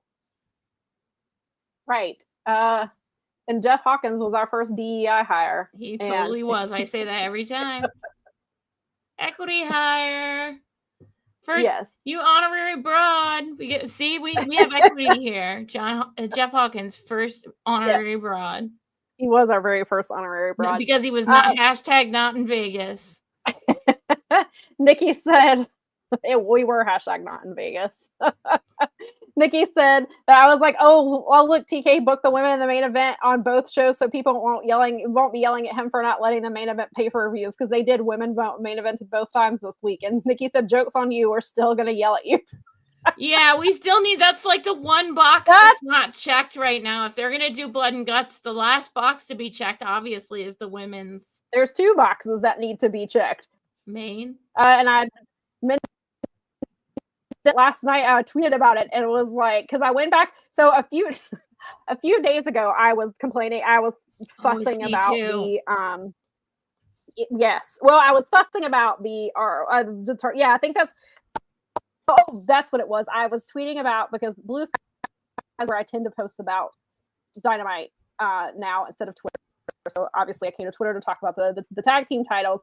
And I was like, and hopefully, we talked about the multi-women matches, and I said, and then hopefully it would lead to a blood and guts or a C2, but apparently they both have to be healthy enough. And then 3 days later, because of blood and guts, announcement, which I'm very excited about, and I hope he puts in the effort. I don't want him to half-ass this. Please don't half-ass it. Your damn match. So then the two things we need are, yes, a C2 tournament. It does not have to be, I don't want it to coincide with the men. I want the women to have their own tournament. I don't want them competing against the men. Do it.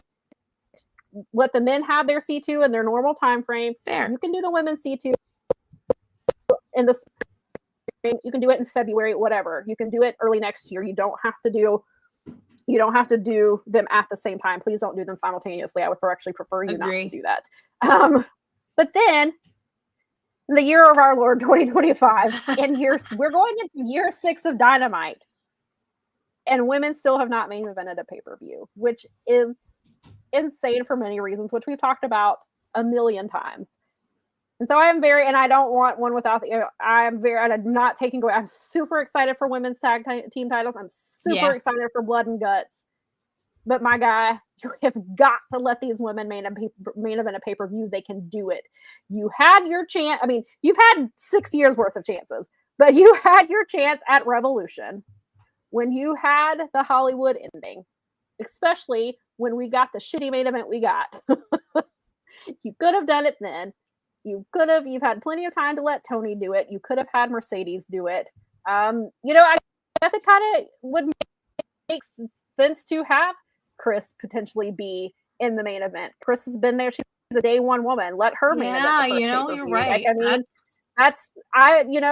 even if maybe it is Chris versus Toni, and I would like that because Toni has done so much for the women's division, especially in her timeless era. But Chris is a day one woman. I think it kind of would be fitting for her to be the first woman to main event a pay-per-view. And I think Chris can do that. I think that shows a lot of faith in her if you let her close the show. I would say she's earned it because she's been here since day one. But Toni Storm has more than earned it. Because I know that the women have said, we want to event, but not just because we're women, we want to earn that spot.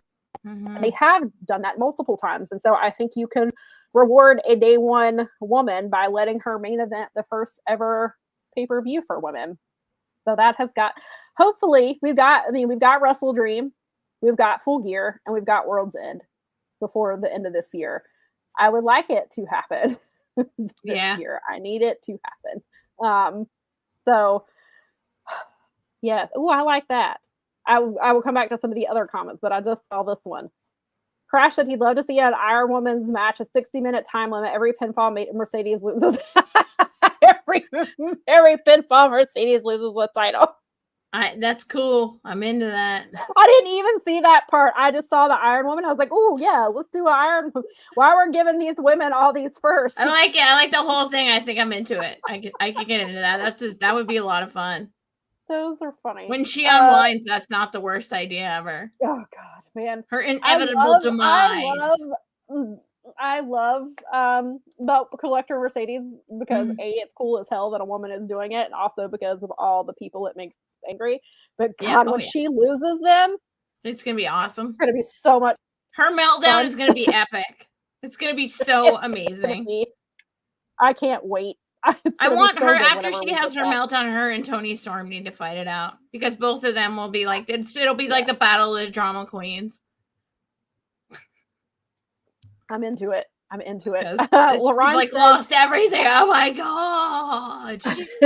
Mercedes has that attitude when she does it. I mean, she's mostly been a heel and she does a really good job of it. So yeah, you could have phenomenal. 2 melodramatic face and a heel just facing off and they could have a B-plot story while Chris is actually holding up the women's division because there's these 2 toxic women over here with their feels they can't get over.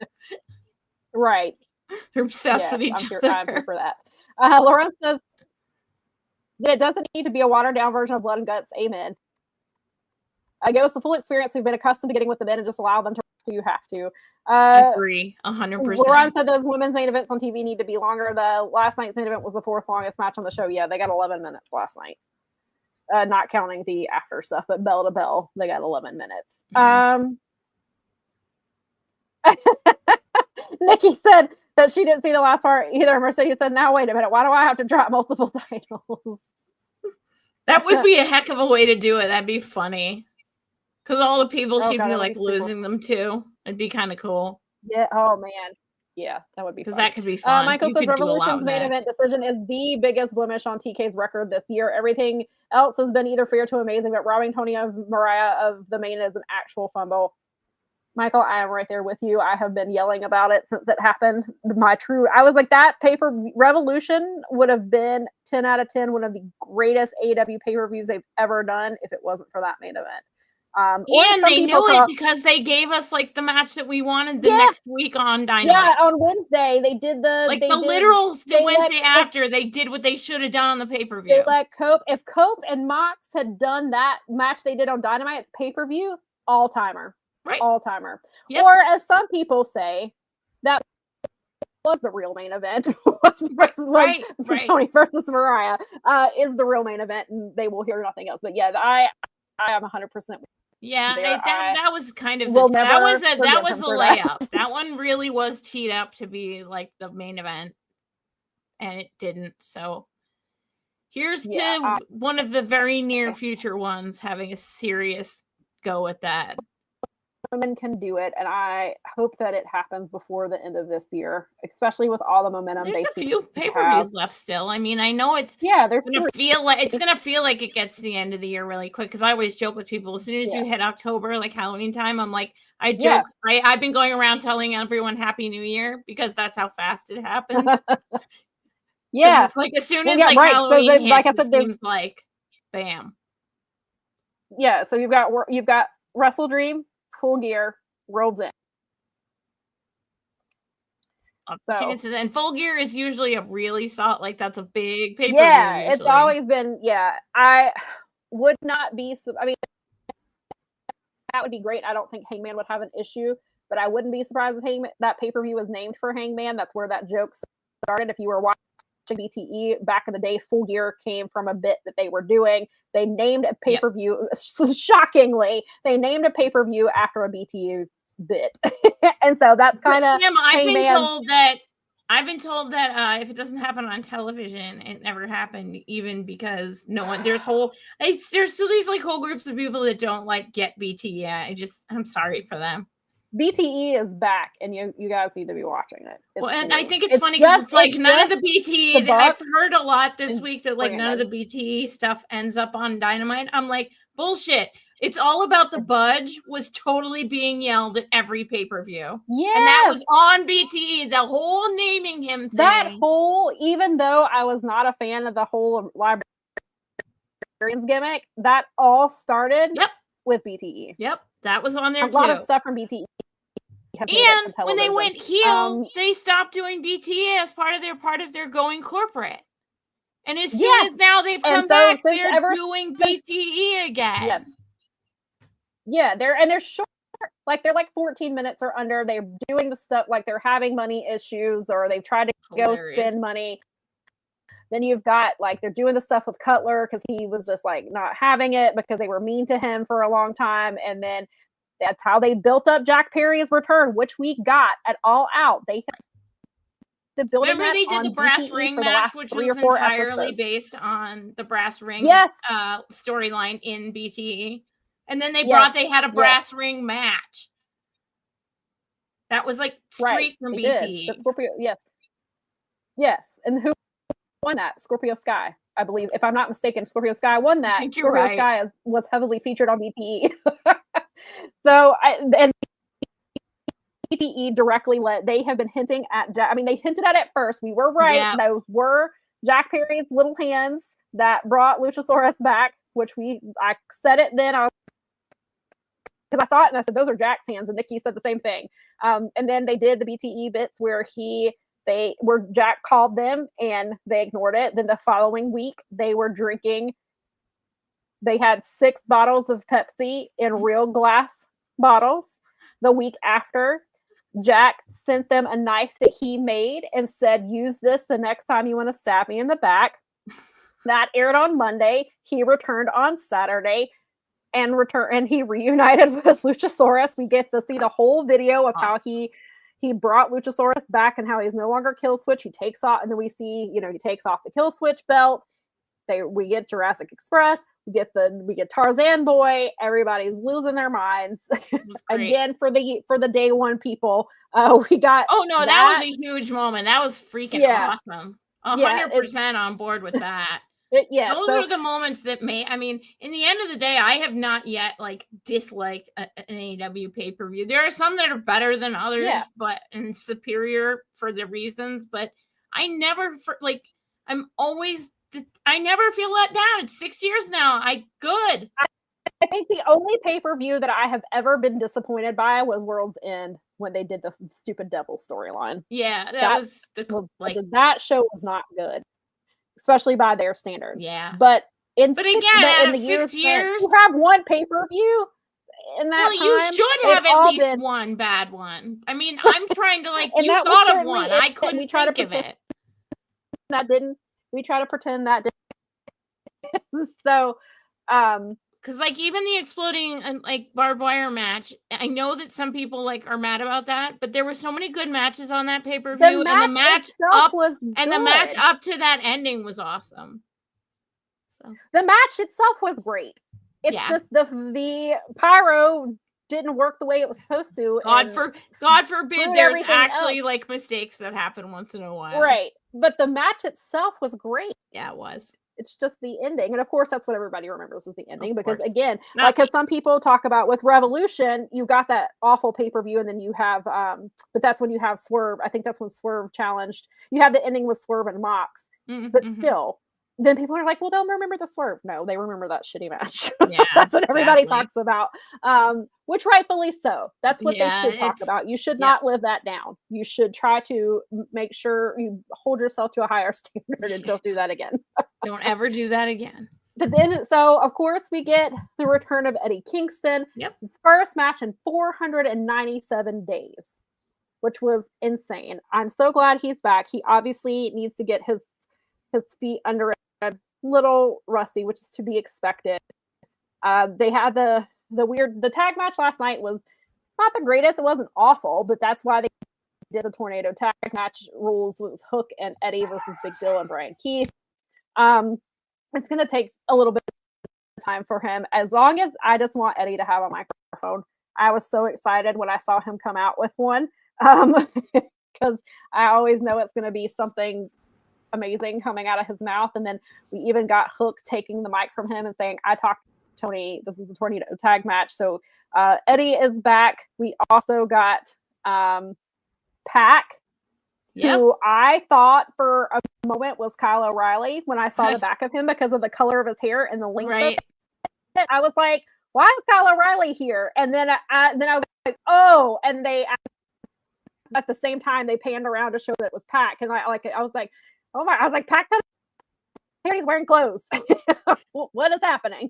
And so then we have Pac help John Moxley win the match. Pac is still wearing clothes and still freaking people out, but his hair is still wet. Even though it's short, it's still wet. Still wet. Let that go. Still slimy. He still looks like he just walked out of the shower or whatever every day. Yes, and he just threw on some black clothes. Black only. Pac is, and it's funny because I almost mentioned him during All Out on the pre-show. I almost mentioned something about Pac coming out, but then I didn't. We never have had we've never known when Pac was coming back. We just knew that he was injured. And then of course they hinted right away that they were going to have a mystery partner on Wednesday, and they made that the conglomeration was going to have a mystery partner on Wednesday, and it was super obvious who that partner was, but it was fun anyway. And then it was fun on Wednesday before they were like, well, who's your partner? And they put on the aviator shades. They had Kyle accidentally call Alicia Jane, which was really great. And he said, where is my mind? And then of course, Orange Cassidy comes out on Wednesday in Don Callis' painting. And he has the Windows error message, and he's like, oh no, I thought I sent the correct file. And so now we have Orange Cassidy back, which is super exciting. So we got this week. And then last night, Don Castle made his return to TV for the first time in 16 months because he also was injured. He had he was dealing with a back injury after a match with Roderick Strong. So he had also been gone for 16 months, and he came back last night with the Outrunners, and they had a very short trios match. So glad to have Don Castle back on my TV. I love him so much. So I was very excited because that match was not announced. You just see the Outrunners come out. And so I knew when I saw the Outrunners that Dalton was coming because they did the vignette with them a couple of weeks ago. I'm here for the Outrunners of Dalton Castle. That's going to be a lot of fun. I'm so excited about that. Nikki, yes, that pack does look like if Kyle O'Reilly Barrett had a baby. He does. He looks. A lot of people said that they thought he was Wade Barrett at first because of the hair. Yes, Nikki said that somebody said they knew it was his, talking about Jack Perry. They knew it was his little porcelain doll hand. Yes, and the Crash. Jack's tiny slender hands could only be his or Nick Wayne's. Oh yeah, I didn't think about Nick Wayne, but yeah, I saw those hands. I was like, that's Jack. Those are Jack Perry's hands. And I was like, and because I've seen his videos come up on Instagram where he's making things, and so I was like, I've seen him, which is probably intentional. That was probably intentional. They show him making things, and so you see his hands, and you would recognize. Oh, I know those hands. I've seen them. Yes, and then you have last night we got Ace Austin with his the HBKS cart glasses joining the Bang Bang Gang.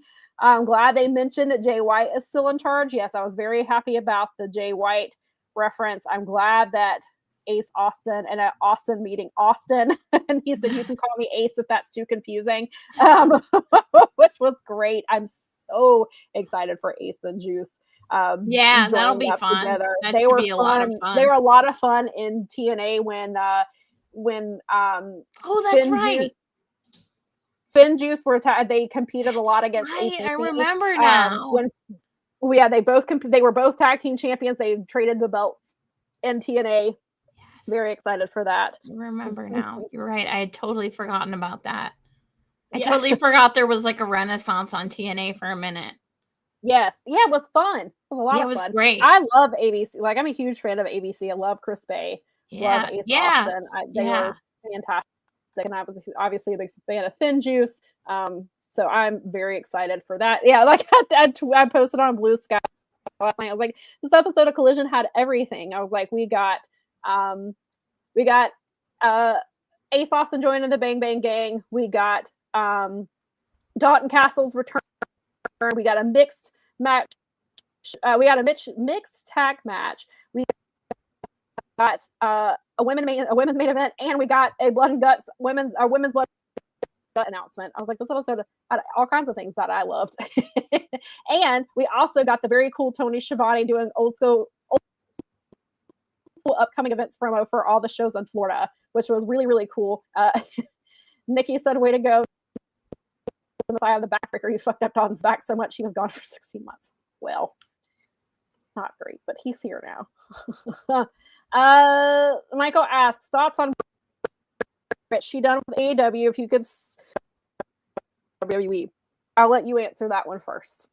I don't see a place for Britt in AEW personally. I think that there's a lot of reasons, and the women's locker room is a lot healthier place from all accounts.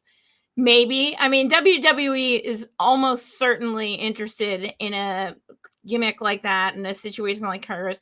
Her lack of wrestling experience is not going to be something that they're concerned with. Do I know if that's what she wants? I don't know, but I mean, a paycheck's a paycheck. So in reality, I could absolutely see Britt back, or Britt in WWE. Personally, I'm okay with Britt not being back in AEW myself. That's my personal feels. Yes. I feel like the women's division has far surpassed Britt Baker's abilities. It was already getting there before she had her, and let's not forget, she did have some very serious health issues. Yes, she did. She nearly, it was very serious, and she got kind of thrown back into the mix, and then she had that terrible match with Mercedes. Was awful. And Mercedes having a bad match with Mercedes is, Mercedes well, she literally carried her. That was a struggle. And so, she kind of got thrown into that, missing so much time. But prior to her even being injured, she was already getting left behind in that women's division. Mm-hmm. She had that title way longer than she should have. There were women who far surpassed her talent-wise. You have Sheeta, still had Toni Storm at that time. You have Rosa. Like, there were women who were surpassing her, and they kept that title longer because Toni liked her. But so that she would stick out so badly. The women's division is not the same women's, and I don't want to take away. Britt did a lot for the women's division in the beginning. She was a cornerstone of that division. We've talked about it before. Like, her promos in the beginning were god awful. Like, she was terrible. They had to bring in Big Swole to let her during the pandemic era to help her like get her feet under her. She cut that awful Whataburger promo in Texas. That promo was awful, but they kept working with her, and she eventually got it. Yeah, she started turning around. And she got to compete. She competed in the first ever women's main event on Dynamite. She with Thunder Rosa. She did a steel cage match. She was in the first women's steel cage match. So she's done, like, I don't want to take away from the things that she did do for the division, but I feel like there is no place for her in the current scheme of things. She just does not fit in. However, and yes, you could say WWE, they don't care so much about the wrestling. However, or with the women's wrestling, they have a really strong women's division. Like, Julia is your U.S. They aren't doing enough with Julia, but Julia is your current U.S. women's champion. They just belted Stephanie Vacker. Naomi's vacated title. Stephanie Vacker beat Io Sky for that. Io Sky is by far the best wrestler they've got, man or woman. Io is incredible. She's been putting on incredible matches over there. Awesome. You have Kairi Sane. You've got Asuka. You've got Jordan Grace. You've got Blake Monroe. But then you also have Jade Cargill, who is improving. But Friday night's match on SmackDown with Tiffany, Jade, and Nia was a huge mess. Like, the match was already sloppy, which is not. Nia has improved a whole lot where she's been. She does still have some spots that are not the cleanest, but she has come a long way. Jade is improving. That match was awful. Nia screwed up the ending. I don't know if she was concussed. I don't know what happened. The clip is going around on the internet. Everybody involved should be embarrassed. Like, it was very bad. Yeesh. So, yes, maybe you do have some women who aren't the greatest, and they can kind of hide things with character-wise. So maybe with Britt, they can hide certain things. But you do also have some really, really talented women there in their division. So I don't know that Britt even fits in there, but she's a former she's a former AEW Women's Champion, which they love. They love yeah, that. I mean, they like to parade that around. I mean, Blake Monroe is right there. Ricky Saints won the was it the North American title that he won last night? I believe so. He finally won a title last night. And so, like, they love the Ricky Saints over there. They love former AEW wrestlers that they can snatch away. So I think they would absolutely go after her. But maybe she still wants to be maybe she just wants to focus on being a dentist. So that's kind of a hard thing, because I think WWE could kind of do things to hide her, but also they do have a really strong women's roster. And I don't know. We're on. I think more right. If there isn't a place for her in AEW, there definitely isn't a place for her in WWE. But mainly, she's a former AEW. Yeah, it's the AEW draw. That's the draw of taking what your talent. Yeah, that's what. Honestly, TNA's division could use her, because there you go. TNA's women's division was already struggling prior to, and now all this crap Masha investigation, and now they've lost their champion because Ash Elegance can no longer compete. It maybe forever. We don't know yet. Right. The women's division was already struggling greatly. I mean, Jordan she signed with WWE now. Like, she was their centerpiece for a long time. So maybe Britt can go over there, and maybe if she can prove herself in TNA, Perhaps WWE would be more interested in her, or really interesting. Regardless, there's no room for her in AEW anymore. And like Mel said, there is the locker room stuff, and Britt did not. There was a lot of locker room drama with her. And you definitely don't want to bring that back into the locker room, because it seems like they've got a good thing going on now. Yeah, I mean, yes, LeBron makes the good, he kind of says the same thing. If there's not a place for Britt in AEW, I don't see where she'd fit in with WWE. The roster's not only bigger, but the work rate is better. Yeah, they really. That's true. They saw what was happening with, and then you've got Bayley, you've got Lyra Valkyria, who is phenomenal, Becky Lynch, you've got Charlotte. But that is a tough schedule. I mean, they work all the damn time. Right. So there's no breaks, there's no days off. Yeah. Jay does still need a lot of work, but she has definitely improved a lot. She seems to finally be getting it. I mean, there are obviously some things like that happen on Friday, but overall, I feel like she has improved and she's gotten stronger. I feel like we talked about it when she left for WWE, that's a better fit for her. She is a sports entertainer. She has that look. She has they like the presence. She clearly has, she looks incredible. They kept her, they pretty much kept her entrance from AEW and brought it over here, brought it to WWE. But Lauren says that there are women in NXT right now who are better than Britt. We haven't even talked about the younger talent like Roxanne. And yeah, Roxanne is incredible. Thank you, Lauren. He says that he beat Obafemi for the NXT World titles. It was the world title, not the North American. Oh, because that's the one that Javon competed for, right? I believe so. I was doing Collision stuff, and so Javon had I'm so excited. He opened Sami Zayn's open challenge for the U.S. Championship, and then of course in the middle of it, I got put on the Ash story, so I didn't get to pay attention as well. But I've watched Javon since he was 15 years old wrestle here, and so for him to get that match with Sami, and Sami made him, not that Javon is not talented on his own, but Sami made him look like $1 million. He was selling everything. Michael Cole became like an instant fan. Like you could hear how excited he was getting, and I was like, "Welcome to the club, Michael." Yeah. I was like, Javon looked great. He did not win the title last night, unfortunately. Michael said TNA for Britt. Yikes! I think she'll just clean teeth. I mean, she might. I don't know what her health situation is. I know that. Yeah, right.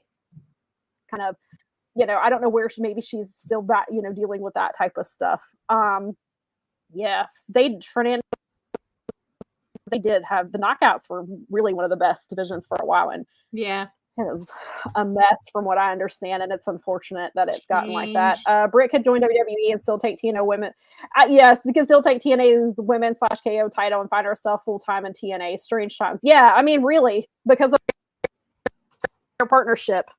But yeah, it's really, really interesting how this has played out. But yes, our notes, I think we hit everything.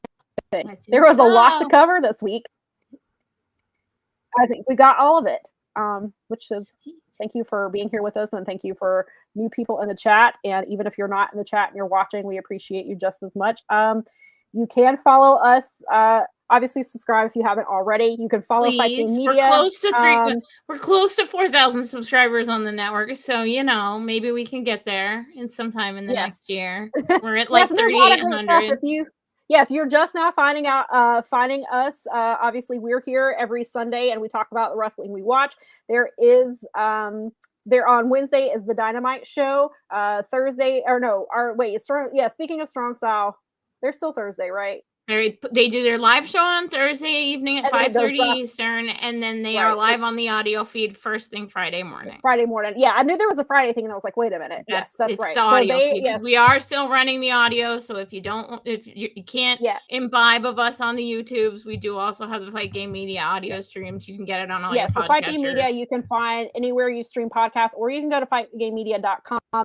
That's where you can also find the Wrap, which is our WWE show. which is great. And so we often on the channel, we often go live for WWE and AEW pay-per-views. Usually it's for WWE, it's generally post shows. We do the AEW pre-show for all of their pay-per-views. So definitely make sure that you follow us. You can follow Fight Game Media on Twitter. They are on Blue Sky. They're not very active there. Also on Instagram as well. You can find us. Powerbombshells is on, and Mel and I are also on Blue Sky and Twitter. And then also, I wanted to, before I forget, Maria asked a couple times about Gail, our opinions on Gail. We did talk about that earlier in the show. Her opinions about Riho are wrong. And I think she was just attention seeking. She is crashing out. Apparently, I don't know if you She's heard having this a part of our spiral show, live Maria. on social media, and that's really not reaction. Yes, she from a report there from somebody yesterday, she supposedly reached out to AEW for a job and did not hear back, and the crash out started. Well, actually, it started on Monday with her misunderstanding a deathmatch clip from a documentary. And then the next day, she started going after Riho, and it's still going on. She's still going and just making it worse for herself. So, yeah, but her comments about Riho are just flat out wrong. And it's unfortunate as a smaller wrestler herself, also an Asian wrestler, that she is saying the things that she's saying about Riho because the same things were said about her. So it's unfortunate, but sometimes that's how are twisted up in their brains right now. Sometimes that's how the wrestling industry works. That's how patriarchy works.